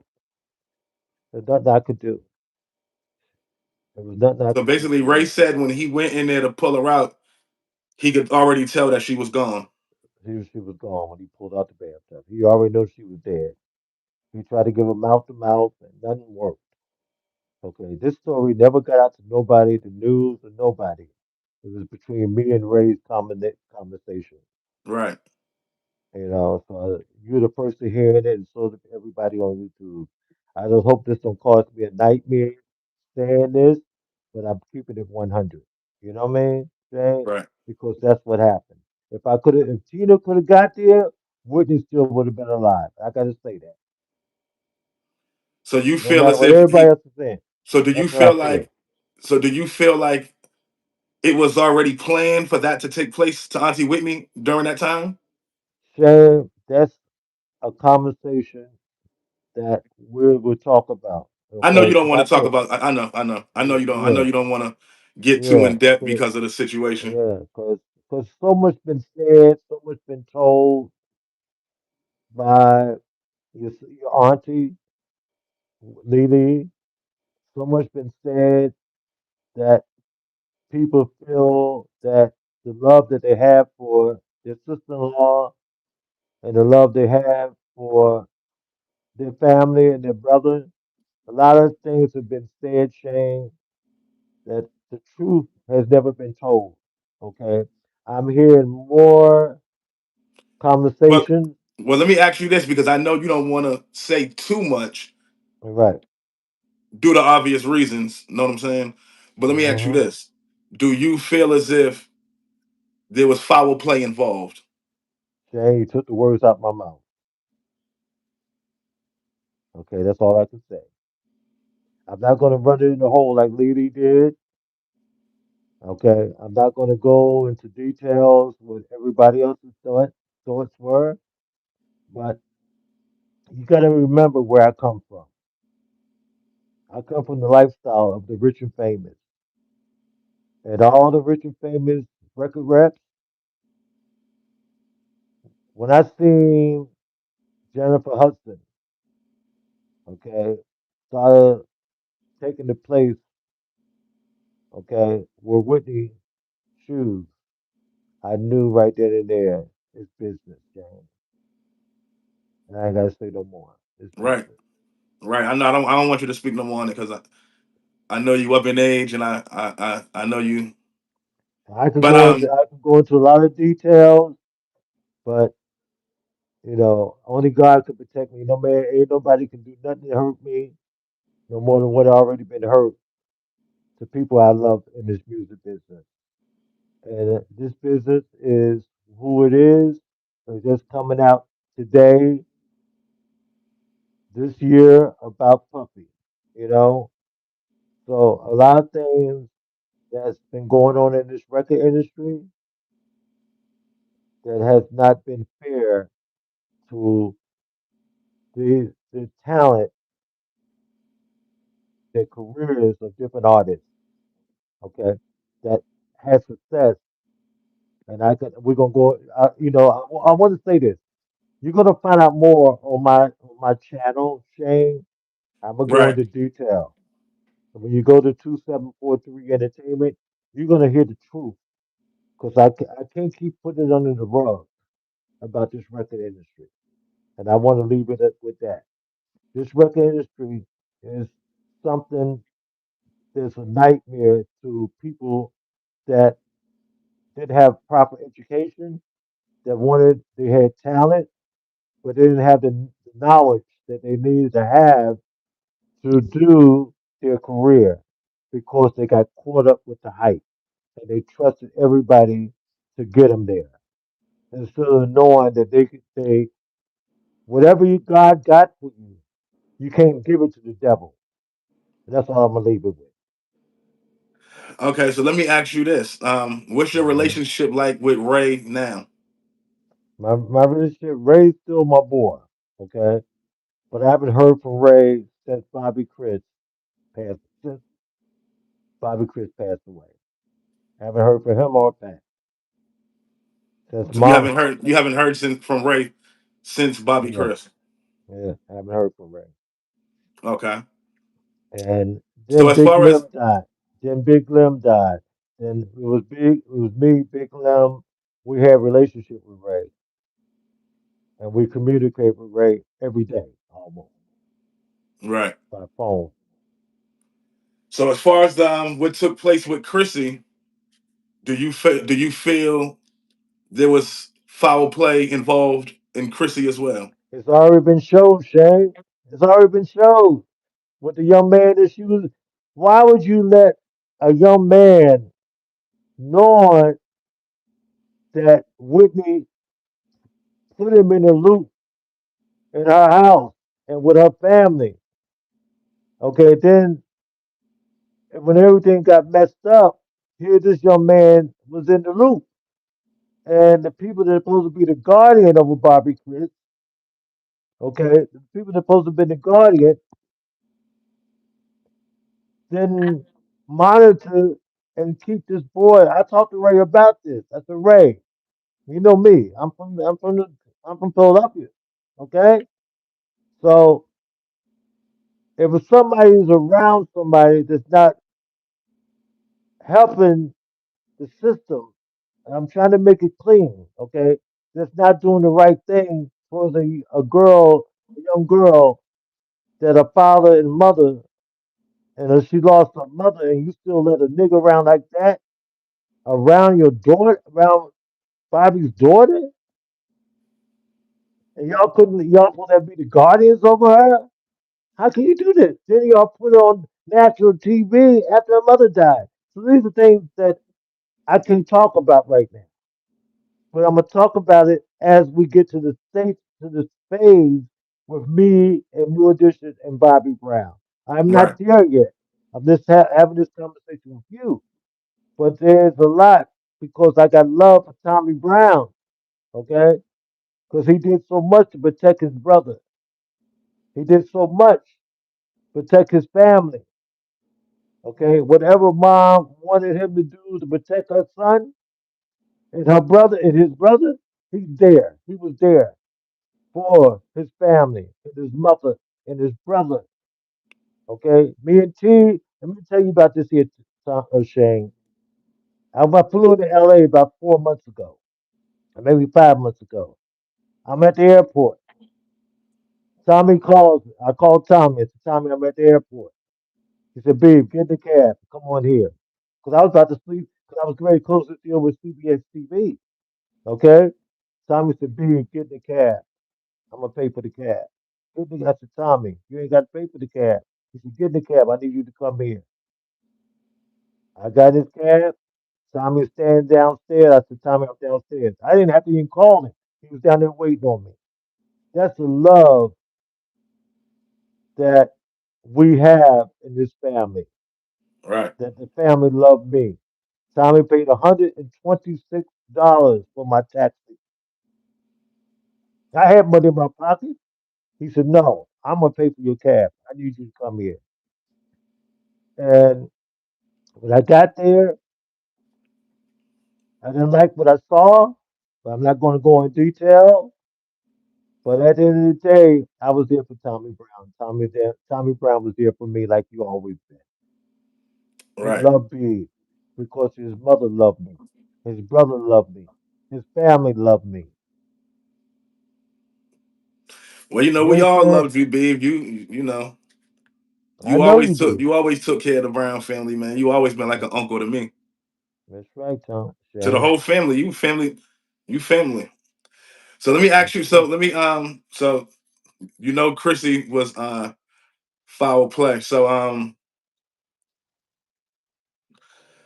you said Ray stopped speaking after Chrissy, and why do you think y'all relationship went left after Chrissy? Well, you gotta understand it's politics, Shane. Okay? His sister Pat had it. Whoo! I don't want to go into details of what Lily said, okay? But I'm gonna just give it straight clear. Gary didn't understand what the plan was with Pat. Okay? He never had a clue because he had some issues too. Okay? No disrespect to Gary, because Whitney wanted me to go on the road with him. Gary stopped it. He didn't. He forgot when he was 17 years old at the Uptown Theater. Okay, before when Miss Houston was in a group called the Street Inspiration.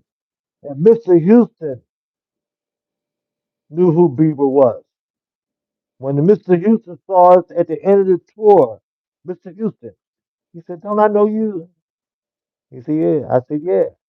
He said, "I said, I'm Beaver." He said, "B, you've been with us, my family from day one, with Joe Jefferson, Gregory Gaskin, okay, and a few other Jeff was people that was the musicians that brought me in the music business when they was with the Manhattans. It was the same Manhattan band that went with the Houstons, with the Street Inspirations. There's a long story to the Shane. It goes on and on and on that I never showed with Bobby. That I knew the Houston family before I knew before I knew the Brown family. Remember, Right. I've been in this business 60 years. So what was your relationship like with Sissy Houston? I was working for Miss Houston, her sister, her cousin, was all in the group called the Street Inspiration. Then they went on tour with Elvis Presley. Okay. The band hired me, but I was connected to the Manhattan. So I couldn't stay out there on the road in Vegas because it was boring to me. It was so boring. I said, I got to go back to the road. Sitting Right. in, in Vegas, that was boring. Like, hey, Oh, so you ate good. they was doing like a residency in Vegas? What Elvis Presley was not Okay. not, not okay. Elvis was. That was the only black group in the '60s that sung behind Elvis Presley. And that's The only black group Sweet was the Inspirations Sweet with Sissy Inspiration. Houston. That's right, the Sweet Inspiration. Right. That's how Clyde Davis got in the picture. Clyde Davis was with a studio in Philadelphia called Sigma Sound. That's another story. He was the manager of that studio. And Clive that's Davis. another story. Clyde Davis. Right.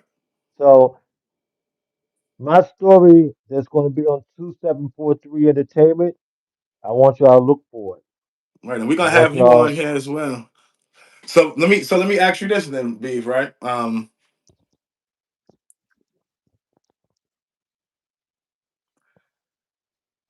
Let me ask you this. Okay. So you said you stopped talking to Gary, I mean to Pat, I mean to Ray after Chrissy. But how was your relationship with Pat Houston over the years? only relationship I had with Pat is during for Bobby Chris's birthday. Okay. I never even knew Pat. I just heard about Pat. So what Bobby was going through with Pat and Whitney's friend. Okay. That's the only thing I knew about Pat. Okay. Pat met Marlon and Whitney introduced and Tina introduced me to Pat and said Pat was going to meet Marlon at the gas station. And that was the only conversation I had with Pat.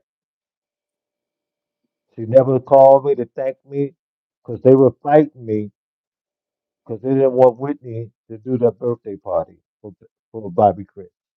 Why do you think Pat was trying to stop the party? Because Miss Houston called the shots. And why was She Miss didn't Houston trying to stop it? because of the situation with the drugs that she felt that Whitney was out of control. Whitney jumped out the window and they tried to come get her after Bobby Chris's birthday. I remember all that, right. You At the remember that, mansion. right? Right, At the mansion. right. Um, No disrespect to Ray and Pat. I don't know Pat. I know Ray better than I know Pat. Okay?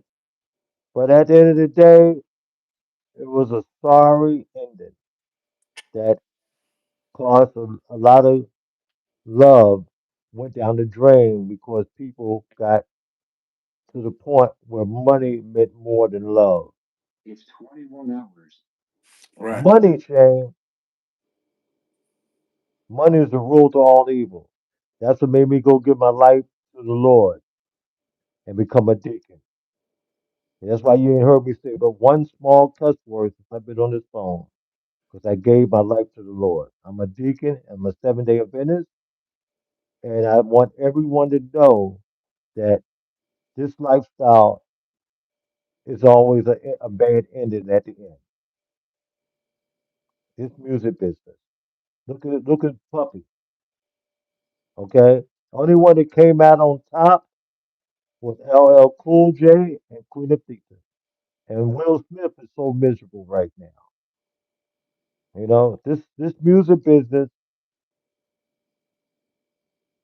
this music business is hate and devil to destroy people that with talent. If you don't have your act together, they don't have no love for you. So They're let me gonna make ask you you that. destroy yourself. So let me ask you this: what's the difference with Uncle Bobby being with Whitney than him being with Alicia? Do you notice a difference at all? I'd say this here. God has a way to working it out. Okay, I'm keeping it spiritual right now. Lisa listens to Bobby, okay? Because Lisa knows that she gotta she can't step in Whitney's shoes, but she can manage Bobby better than he can manage himself right now. And she was able to make the moves that that that Whitney, Bobby wouldn't allow. yeah, Whitney had the power. So Whitney would allow Bobby. She wouldn't listen to Bobby, and Bobby told me that many a time that Whitney wouldn't listen. Lisa listens to him, and every move that he makes, every move that she made for him, he directed her what to do. I don't know to what to scream, but look where he got him back on track.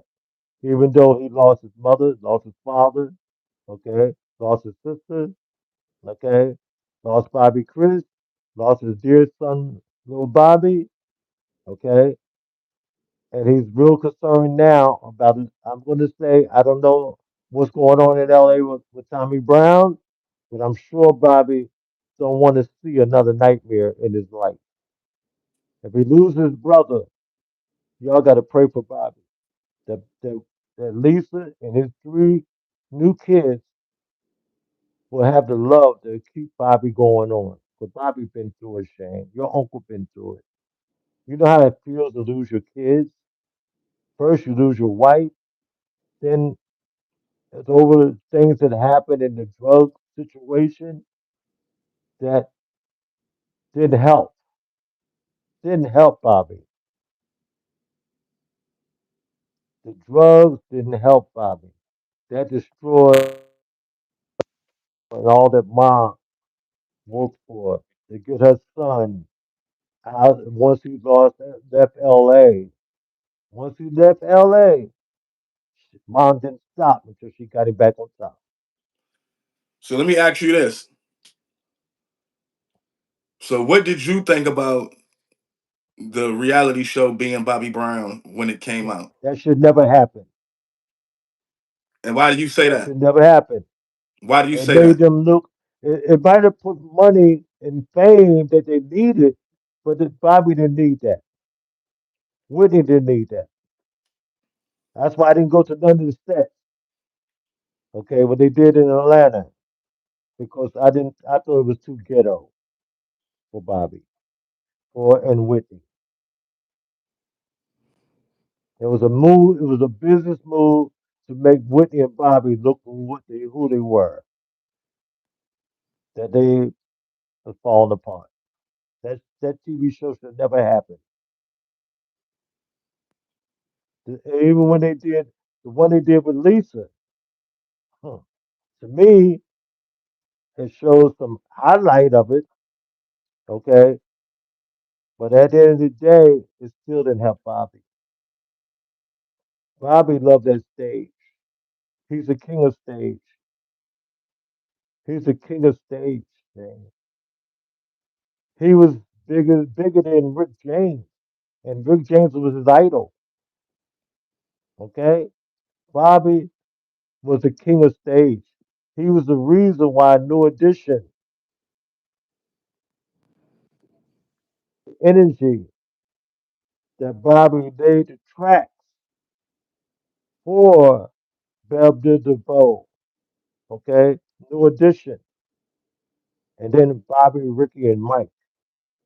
Okay, and Johnny. If it wasn't for Bobby Brown with his track record and his king of stage energy, the world would have looked at New Edition. They wouldn't be where they are today. Bobby brought the things to the table. And I'm not saying that because I love Bobby. I'm saying that because I know it's real. I'm keeping it 100. Right. Bobby had the hits. Thank God for Johnny. Thank God for Johnny now. Don't take nothing away from Johnny Gill. Okay? But at the end of the day, it's all about Bobby Brown. The people love Bobby. They love Bobby. So let me ask you, why do you think with Ralph Tresvant's success as the lead singer of New Edition, why don't you think Ralph Tresvant had the opportunity to blow and be a big solo artist like a Bobby Brown? Ralph is at the peak that he's been looking for. Because Bobby got all the attention. Bobby was the highlight at, of New Edition. Okay? Ralph was the lead singer, but Ralph had hits, but Bobby had that my prerogative. The star power. Star power. Thank you, Shane. Thank you, Shane. Me So and what? Tommy talked about this so much. We know who was the king of stage. Tommy always said, as long as my brother's Bobby Brown, I would always have a job. That's what Tommy felt. So what's your relationship now with like Ralph Tresvant and Johnny Gill? Ralph loves me. Ronnie loves me. Ricky loves me. Mike is pissed a little bit, but he'll get over it. Mike been to my house, okay? But Michael Bivins still don't forget that last tour that we did when they showed about that tour in that movie, Right. the New Edition movie. And that was a nightmare for New Edition. Bobby kept the show going, him and Johnny Gill. Rest of them, they couldn't get along. They was on some ego. Ego.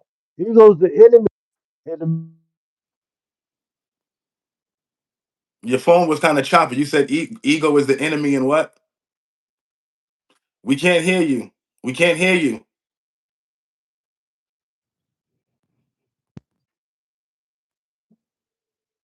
Hold on, y'all. I don't know.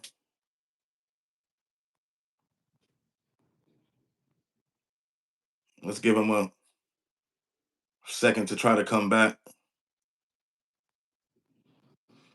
Shout out to everybody in the chat. I hope y'all enjoying this interview. For one, this is, if you don't know and you new here, this is my Uncle Joe Saunders, also known as Beaver, as we call him, the family. He's been working with um, my Uncle Bobby for several years now, and since I was a little boy, and he just always been a part of the family. It's a lot of history here, so trying to get him back in the building. Y'all know he older, so he probably trying to figure it out. I hope I don't have to close out. Here we go. There you go. Can you hear me? yeah, I hear you. Okay, perfect. Um, I forgot what I was just asking you, but we're gonna get into the chat. Let the chat ask a few questions and let you answer a few questions from the chat. So Okay, chat, drop a few questions, and I'm gonna pick some questions from the chat, and we'll ask them. So okay. so your relationship with Johnny. So how would you your relationship with Johnny? That's what I was asking. Your relationship with Johnny and Ralph. You said it's all love. I got much love for Johnny Gill because I knew Johnny Gill's manager when Johnny Gill was a young boy. Okay, when we go way back, I don't have that relationship that I needed to have with Johnny because I was mad because I felt that Johnny Gill was taking Bobby, trying to take Bobby's position. But I said some things to Johnny, and I apologize on this video, this interview right now. I like to apologize to Johnny because I was very angry when I saw him at rehearsal, and I said something that I shouldn't have said to Johnny. I said, "You could never take Bobby Brown's shoes." I was wrong. I was wrong for saying that to Johnny Gill. Right. Johnny turned around and showed me love when I ordered and got in touch with Steve Harvey to order them some clothes when the tour started, the third tour. And I called Steve Harvey's manager, and then I called Steve Harvey had the old folks clothes. That's what Johnny them told me. B, we not wearing it, so I ordered the clothes anyway and shipped it to him. And when I got to the show in Charlotte, they were like, B, we're not wearing that old shit that you ordered. Oh, so you got them some Steve Harvey suits. It's Steve Harvey suit. So they said, no, that's not our style, B. You know better than that. So we Right. said, we bringing Curtis back. I said, yeah, man, get Curtis, man. So I love you, Johnny. I really love you. I apologize on this. Johnny's a good brother, man. I got He's a a lot of good love, brother, man. a He's lot a of real love for good Johnny brother. and Ralph. I don't like his friend Marvin McIntyre because all them niggas hate on me. Right. Okay, but I love Johnny. I love New Edition. Right. Right. So what's your relationship like now with Bobby? I haven't talked to Bobby since after I left LA, and Tommy and Bobby was in the car for Tommy's birthday. And I called Tommy. I never forget what Tommy said. He said, "B, this is my birthday. This is my birthday." He was in the car with Bobby. That's how I knew Tommy. And then Bobby turned around and he said, "You know who I'm in the car with?" I said, "Oh man." He said, "I'm in the car with your brother, Bobby Brown." And Bobby said, "Babe, I love you, man." Bobby always would say, "I love you." He even tells his kids about me. Well, I don't Hey, know. B. Do you remember after Billy's funeral? Remember during Bill? You remember the time during Billy's funeral? And this was in the media real big too. When Uncle B had caught that flight from L.A. to Boston, and he had some issues with Delta, where they said he was drunk and they didn't let him board the flight. But he ended up Yeah, coming to Boston, and remember we ended up driving back because he didn't want to fly no more after that incident.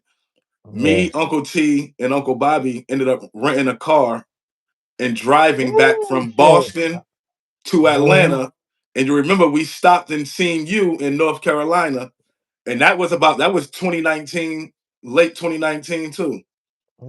Tell the Shane, tell her what happened when you said to your Uncle Bobby and Uncle Tommy, we just passed the Beaver's exit. What happened, Shane? Yeah, so we was going through North Carolina, Yeah, and I'm seeing signs, of where you are. I don't want to say where yeah, you are exactly, but I'm seeing signs where it's saying the town you are, and yeah. we're passing them.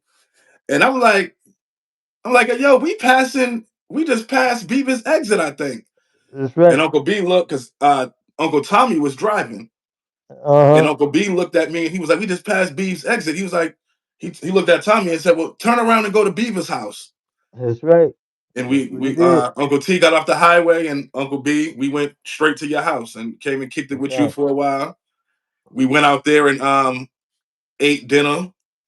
Yeah, we That's kicked it, right. man. That's right. Yeah. And B said, I'll B, actually you know I post those love you. pictures. I'll actually post those pictures here on the Instagram. I'm gonna put because I still I got that gotta, picture of me, you, Uncle T, and Uncle B that we took. I got the that same day. picture, Shane. I got the same picture. I even got it on my Instagram page. The same picture with all four of us together. Right, And then all the white women and everybody that knew me out there, I was a little tipsy. And Bobby's like, "Babe, you drinking? I thought you were deacon." I said, "Man, you just made my day, boy." He said, "Babe, you know I love you." And Tommy said, "You know I love you." And Bobby kissed me on the cheek. right. Never forget it. Never forget it. Yeah, we definitely got some great memories. So B, for my audience, give them some memories that you got of me, man. Tell them how I was, how me and your relationship was, and how I was growing up as a kid. Okay. Back then, when Shane was 9 or 10 years old, I don't know the exact age, but you were very young. And you used to talk me to death and ask me 1,000 questions about my life with the family and with Bobby and the music business and some other things that we're going to discuss at a later time. And you was asking questions. B, when you said when you get on top, when I get older, B, I'm gonna make sure you get there. And I just get it straight to the point. My phone grade down too. Uh, I was You going can't plug straight it to the up. point. You can't plug it up. Uh, yeah, hold on. This is my. Hold on 1 second, Sean. 1 second.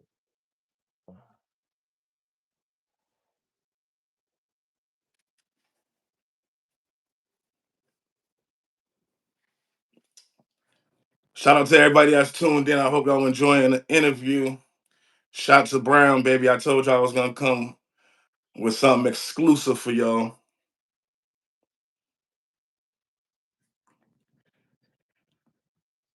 Let him find his charger right quick. Okay, you there. Okay, here we go. You plug it in? It's already plugged up. Okay. This is my office, y'all. This is where I do all the magic that Right, so hits. keep going. So tell them, Beaver, how our relationship was and how I was as a kid growing up. Okay, as when Shane was coming up as a little kid, trying to begin to be going to being a young man, he used to ask me 1,000 questions about the music business, how I got in the music business. Then he asked me about how I got with his Uncle Bobby, everything about the industry and how I got in the industry and how I got with his Uncle Bobby. All he knew that he met me at the mansion. Shit, I gotta tell this part. He met me at the mansion, and they all came in. And mom brought all her grandkids from Boston to the mansion. So And mom this was the said, mansion "B, here in Atlanta. yeah, in Atlanta." So mom said, "B, I need you to make dinner, breakfast for everybody." Shay, don't you dare laugh, because We you was said little it. we was little kids, B. Little kids. So him, Hakeem, little Tommy, uh, uh, Kelsey. Kelsey, Landon. Landon was there too. Right. So they all went upstairs to the while I was getting fixing the food. Right, I never forget this. So Shay told me they were looking at the food, at the grits and the eggs. They were saying I made some sausage, the little breakfast sausage, and Shay said they were worried that my finger wasn't one of Okay. it fall off in the food. So for those who I want to give them the details. So Beaver, we used to be at the mansion when we was kids, and Beaver would cook us breakfast. We were all little kids, and some of Beaver's fingers is like Listen, are missing, like cut off halfway. Kids don't give a damn what come out their mouth. So we you see know, his fingers gone, and we like, oh, his fingers filling our food. We thinking oh Shay, we were some little kids, man. they were little kids. I looked at them and said, like, what are y'all talking about? Babe, you sure your finger didn't fall off of that food? We Ooh, that definitely was got so a funny. lot of good memories. But look, so I want to get into Smooth Silk. I want to get into Smooth Silk. Bobby starts Triple B Records, has a joint venture with MCA, um, and you bring a group to them called Smooth Silk. Okay. And this was around the era of dropping Right on before the huh? that was right before Bobby. It was in process of getting Bobby's own record label, Triple B Records. Okay, his production company. Right. And it's a shame. This conversation is a dangerous conversation I'm going to give you. And I hope God protects me. Smooth, I had a group that while I was on tour with Bobby, they had a record, they had a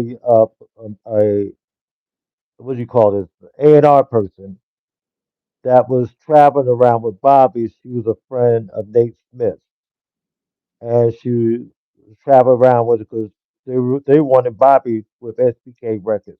She worked with SBK Records, so I kept trying to get Blyset. Blyset was the A&R person for SBK Records. So every time Blyset rolled the bus with the crew bus, I would put the cassettes in, Smooth Silk cassette in the music thing, in the stereo system. So sometimes Blyset would listen and sometimes she wouldn't. Okay. But every time she got on the bus, I played it again and I played it again. So I got a phone call from the group that I took to New York City through Ray Goodman and Brown. It was a big deal that I was trying to work on, and the gangsters. I got to say, keep it 100, Shane. The gangsters didn't want me in the picture. It was my group. Two of them was my nephews. So the last before the tour end, I put the cassette in again and let Blyset listen to it. She said, "Beaver, here's my business card. You come to New York, bring the boys with you." So I went. We just came off tour from overseas with Bobby. So I had a lot of points, Delta fly miles, and I flew into New York to pick up the boys and take them to SBK Records. When I got to SBK Records, Blyset met me, and she brought the president of SBK Records out to listen to the music. So they gave us a development deal. All right, they gave us a development deal, but they wanted to do it a different way without me in the picture. So at the end of the day, the boys went back to the guy that I put them with on Madison Avenue, and they had the biggest gangster in Harlem that made the deal, took the boys to New York. So when I got there, they were in a number house on 125th Street. So I'm talking, the boys hugged me as like they was about to choke me to death. Like they were so happy to see me. I said, so I'm sitting there listening to them at 125th Street in a number house, okay? And a man came in and told Hollywood to get up off the couch. And that's one of And the he group told members, Hollywood. yeah, one of the group members, Hollywood, told him to get off the couch. And Hollywood got up, they picked up the pillow, and all these number receipts was in the into the couch. I said, "Whoa, what's going on here?" So I said, "Y'all getting out of here." So I said, "Man, I need to go see this guy Hot Sign." They had I can't go into all the detail. So they took me and said, well, "Okay, we're going to meet Hot Sign." So KB and Dante wasn't there. That's the other two members of the group. They wasn't there. It was just Daz and Hollywood, my nephews. So we got in the cab. I took them out of the apartment at 125th, and we went to SBK Records just the two of them and myself. And Bloodsett met me at the in the lobby. She says, "I want to introduce you to the president of the company. We like these boys. We want to get them a development deal." The boys was excited. I was excited. So when we got with KB and Dante, they met us at Hassan's office on And Madison KB and Avenue. Tante, another two members of the group. The other two members of the group. So when all five of us got to the big man's office on Madison Avenue, the black guy came in and said, "This is my friend. What you doing here? What you doing here?" So he was ready to throw me out the 45th floor in Madison Avenue out of the window. Damn. And these was the So, gangsters. These. okay. So the boys begged me to go downstairs. So when I went downstairs, I called mom because I was scared as hell, Shay. Because I'm in New York, I ain't got nobody there with me. So mom said, I called mom, told her what was going on. Mom said, Beaver, Bobby's doing the American Music Awards at Radio City, and this is the hotel he at on 57. The hotel was 57th Street Hotel. So mom said, call Bobby.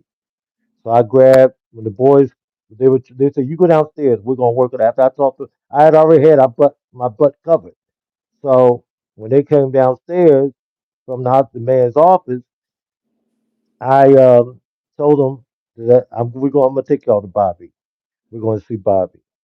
So me and the four boys got in the cab and went to Bobby's hotel. As soon as I walked in, Shane, Tommy, Nate, Blissett, and somebody else was sitting there. I can't remember who. And AJ was in the lobby. He said, B, you got a record deal, man. You got a record deal. I said, man, I ain't got no goddamn record deal. These motherfuckers trying to take my boys from me. So he said, man, I said, man, where's Bobby? He said, he's coming right down. He's ready to go to the show, to the award. Oh, excuse me. When Bobby came downstairs, I told him what was going on. Mama had already called him. Mom called him already, prepped him. Mom said, B, got some problems, Bobby. So when he came downstairs with James Green, and he said, B, what's wrong, man? I said, man, I'm in a situation. I need to bring these boys to you. They was gonna take me out, B. He said, there ain't nobody gonna take you out of nothing.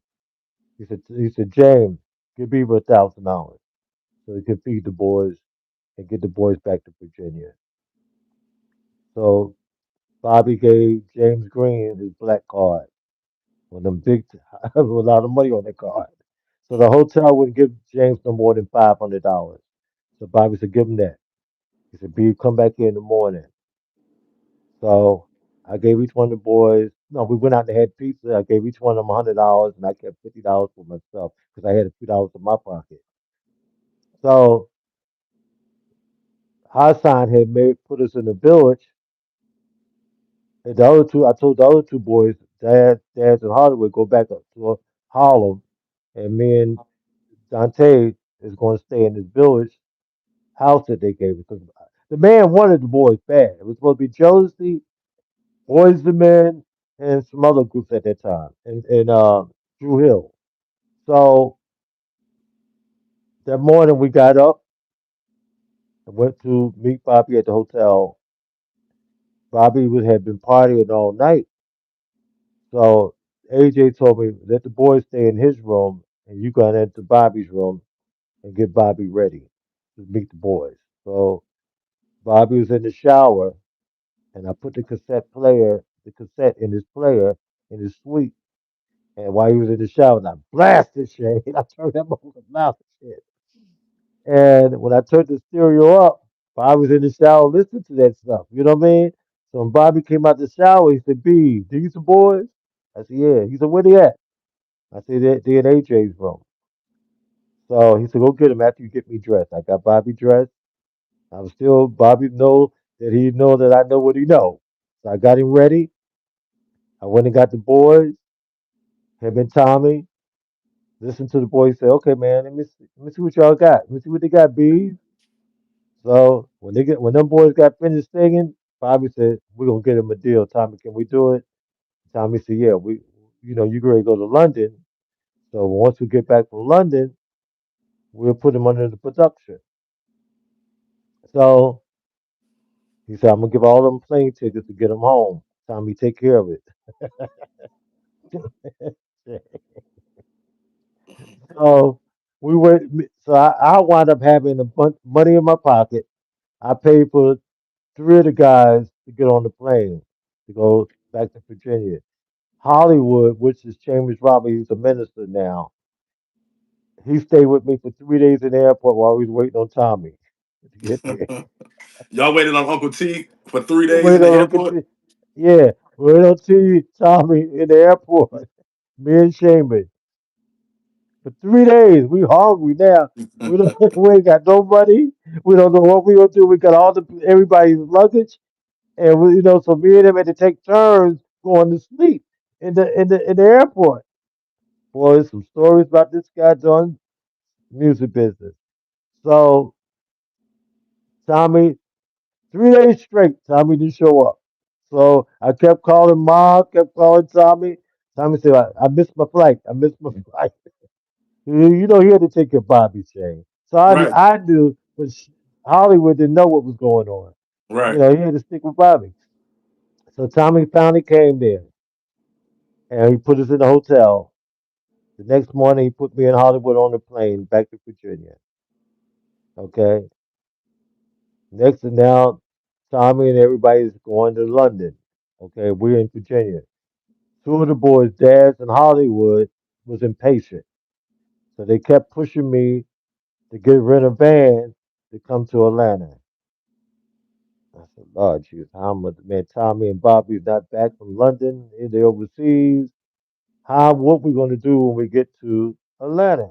So I Keep made telling them the arrangements. story. I'll be right back. Keep telling them the story. Keep Okay. going. So I made arrangements to get us in a van and we drove to Atlanta.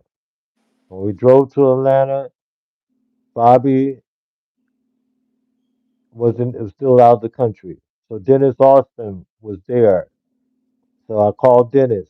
I said, Dennis, we're here. He said, man, Bobby told y'all don't come back until he get back. He said, I'm gonna see what I can do. So he paid for the hotel room in Chester Bridge. So when Bobby came back 2 days later, at that time, Bobby had other plans, but he still took time out and put the boys in the studio to see what they could do. He was so impressed with these boys, the harmony, the lead singer, KB, and Chamberlain and Bird. He wasn't too impressed with Daz. Daz just had a look, a great look.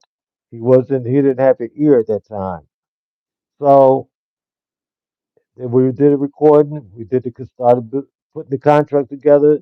Bobby got his production set up with MCA, and that's where it all began for Bardstown and Triple B Records. So once that situation got to a peak, the guys had a record deal with MCA, but they got impatient. So when they got impatient, they made a mistake. They robbed a bank. The two of the boys, my two nephews, they got impatient. I told them not to bring a girlfriend to Atlanta. They didn't want to listen to me. My nephew didn't want to listen. He brought the girl. But it wasn't because of him. It was because of my sister was trying to be nosy and to have somebody there to be a chaperone. So the girl got pregnant. So these two boys got impatient. They robbed the bank. Next thing you know, the whole deal fell apart. All the hard work I put in it. And that's where we left it off at. Bobby didn't turn his back on me. We put KB and a girl together. Bobby asked me, what should I do? I said, well, let's take KB and put a girl with him.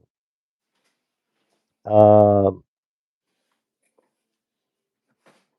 Dante, I did not want to leave Dante hanging. but Bobby wasn't too comfortable with Dante. So he kept it for the girl with KB, and we put out the Smooth Silk album, first single on Smooth Silk, along with Humping Around tour. Not Humping Around. What was that video? Drop What it was on the that video? one. Drop it on the one. So So hold on. Did you KB, already get to what happened? yeah, I got to the part where they robbed the bank. There, I So you mean, told the part where they yeah, end they up robbing robbed the the bank. bank hmm So after that, Bobby put me back on the road with him. And Nate and Tommy took KB and Dante, I mean KB and the girl, and put a record out on them. And I was on tour with Bobby.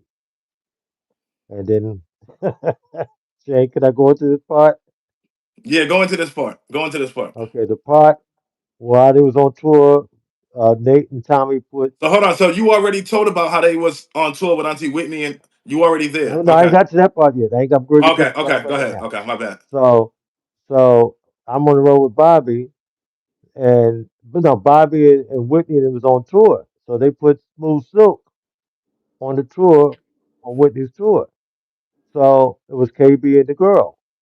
So KB being KB, knowing he was married, lived in where I put him in an apartment where I lived in Alpharetta, and he was married to another woman, married to this woman, and he got Whitney Houston's wardrobe girl pregnant.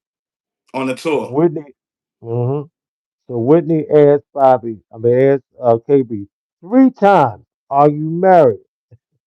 KB said no. She said, "I'm gonna ask you again, are you married?" And he said no. She said, "I'm gonna ask you a third time, motherfucker, because I know you lied." So Auntie Whitney asking them back to back, "Are you married?" Back to Basically back. letting them know, like, I know you married, nigga. Tell the truth. Tell the truth. Right. You got my girl pregnant. She loved her wardrobe places like Bobby loved me. You know what I'm Right. saying? Right. So when people are close to you, you want to know the truth. Nigga, don't lie to me. Because if you lie to me, it may show me I can't trust you. Right. So after Whitney asked him the third time, he said no. We said, take them niggas off my tour. And it was already agreed. Auntie Whitney booted him off the tour. Put him off the tour. Fired, fired him and her. It was out of control. Cocaine again, Shane. They was KB got caught up with the hype. KB So now never Auntie Whitney told us. kick him off the tour. It's over with. That's right. Kicked him off the tour. Had a perfect opportunity. Get on tour with Auntie Perfect Whitney. opportunity. Get on tour with Auntie Whitney, and then get her wardrobe person pregnant. Auntie Get him Whitney pregnant. asking him, "Are you married?" Tell the truth. He lying to Auntie Whitney in her face. She And like, line in "Nigga, her get out of face. here." Get this nigga off my tour. Get him off my tour. I don't want no parts of him. Because she loved her wardrobe person. That was her personal assistant. Right. Come on, nigga. So, right now to the day, KB is singing with a tribute band. He's never got another chance after that chance. He had Damn. opportunities, but he never got a chance like he got with Bobby and Whitney. Right. Whitney did that because of Bobby, Right. you And know, he ruined the opportunity. great opportunity. And you wouldn't keep your stuff in your pants and you don't go and then you gonna lie about it. So that was my nightmare, Shane. I thank you for inviting me on. My other phones are ringing. Of any other questions, I thank you for the interview. I thank you for giving me this opportunity to tell my story. Man, Then I got more. you know I love you like an uncle, man. You've been I want to give you your flowers here while you on my platform. That's You right, know I brother. I love appreciate you it. like an uncle. My whole family loved you. Most importantly, Ma loved you Yes, sir. and appreciated you for everything that you did for the Brown family. You know what I'm saying? And I want to tell you, but you know, me and you have conversations every day, all day. Every day, You all already the know how me time. and you rock. But I Yeah. want to just tell you, man, I love you and I appreciate you and how loyal you've been to this Brown family since I was a little boy. You're one of the only people who's been around since I was a little boy that's still here to this day. You know what I'm saying? And That's just because of your loyalty for the family, man. And I will always love and appreciate you, dog. You know that. Thank you, bro. And I feel the same thing, same way, Shane. And I love everybody. I love my family. I love the Brown family. You know, we no one understands the Brown family. No one understands Bobby like we know Bobby. You know, everybody gets caught up in that. Look at Puffy. Come on, the height. That's why I want everybody to go stand, get ready, coming soon. The story of Joe Saunders, beginning with the Manhattans in the music industry. So you can go to my channel, 2743 Entertainment, and you'll hear more about the history of Beaver Joe Saunders. Well, Bib, you know we're gonna have you on here again. For the people who, there's probably a few people who was familiar with you already because you've been on my platform before. All You right. was on. We did a few lives on Instagram, so you've been on my platform before. A few people might remember you from that.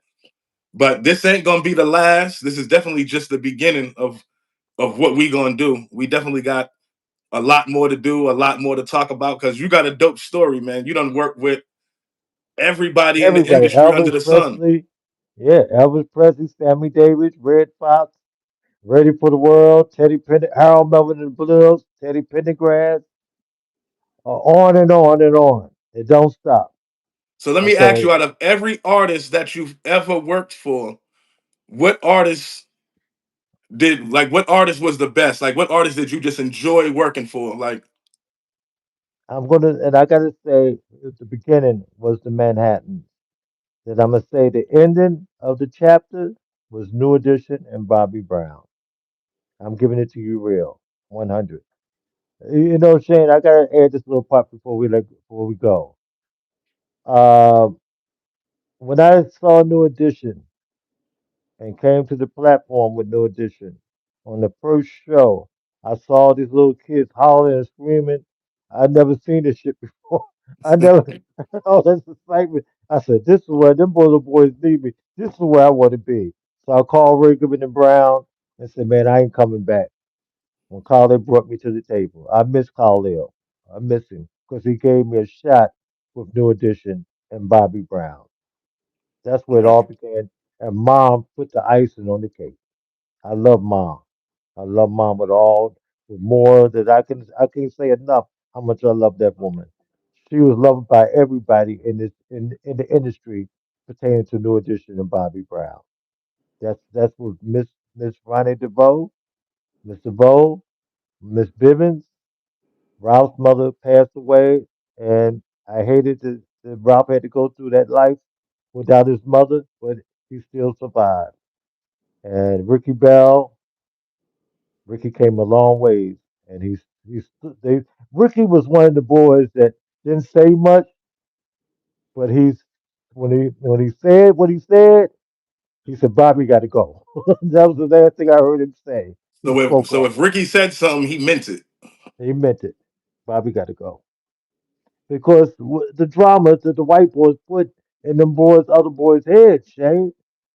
You know, Bill Dern loved these boys, but he had to follow with the gangsters. They do. Let Bobby go. Right, Mom fought for Bobby. So ain't nobody gonna talk to my son. Put my son on no Greyhound. He get on the plane. Y'all better put him on the plane. He ain't never gonna ride no Greyhound bus. Y'all crazy that? Mom said, no way. Man, you gonna fly my son back home? And they right. did what Mom said. They was scared of Mom. Mom didn't play. So my was quick to cuss somebody ass out. Shoot, do more than that. They better put Bobby on no goddamn bus. They better Right. put him on the plane. And Tommy was right there waiting on him. You I know. love you, man. I definitely look forward to having you back on the platform again soon, Beaver. Whenever you have the time, man. All you know, I'm a phone call away, and we can do this again whenever you want to. Okay. Thank you, Shane. Thank you for inviting me. You have be So let blessed. me one Go ahead. last question for any artist who's looking to get into the music industry. What would you say to any artist about trying to get into this industry, Beav? As long as I'm alive, you need to contact me. So I can give you the do's and the don'ts. So your career, well, you this way you can make the right decisions for your career. Because at the end of the day, the business don't love you. You got to love yourself. And your fans will show you love if you love yourself and you give what it needs to do and what it takes to be a Bobby Brown, a New Edition, a LL Cool J. If you don't want to go down the freaky road, you want to be straight and make sure you don't get caught up with the hype and don't get caught up with the drugs and keep God first. That's what's going to carry you through. Right. Those are the positive things that's going to carry you through. Because if you walk away and get in this business and don't know that you can't fight these devils, okay? And now look at us now. Look at us today. Look how many artists that we lost. Great artists, okay? That's what hurts me because I've been in this business 60 years and seeing the greatest people that I love disappear or get killed or drugged up and die because of alcohol and drugs. So don't get caught up with your friends bringing you drugs or bringing you alcohol. Say no to drugs. Say no to your friends that don't mean to bring the right positive stuff to your table. Alcohol is the starting point, then the drugs come with the drama. That all they want to do is be in your company so they give you anything you ask for. Don't accept anything you ask for. Don't accept anything somebody said, here's this here, man. Let's try this. Let's get high. Let's party. Let's freak with this woman. Okay? That's not the music business. That's the devil business. The business of the business that you gotta stay focused. As long as you stay focused, you'll be a LL Cool J. You'll be a Queen of Theta. Okay? Will Smith got caught up with the hype, but I love him to death. Okay? Because I know when he first got started, when I was doing Salt and Pepper, and he was supposed to be on that show. So that's why I'm gonna leave y'all with that. Thank y'all so much. Thank you, Shane. I love you. I'll call you in a I love second. you too. All right, baby. Be blessed. I love y'all, chat. Thank y'all for tuning in, supporting. I hope y'all enjoyed this interview. Plenty more to come. I told y'all I'm going crazy with the content. Y'all got me motivated and I'm focused, baby. So I hope y'all enjoyed it. I love y'all. I'm leaving this up here to stay. I'll be back soon. Thank you, Shane. Have be blessed. Love you. Love you too.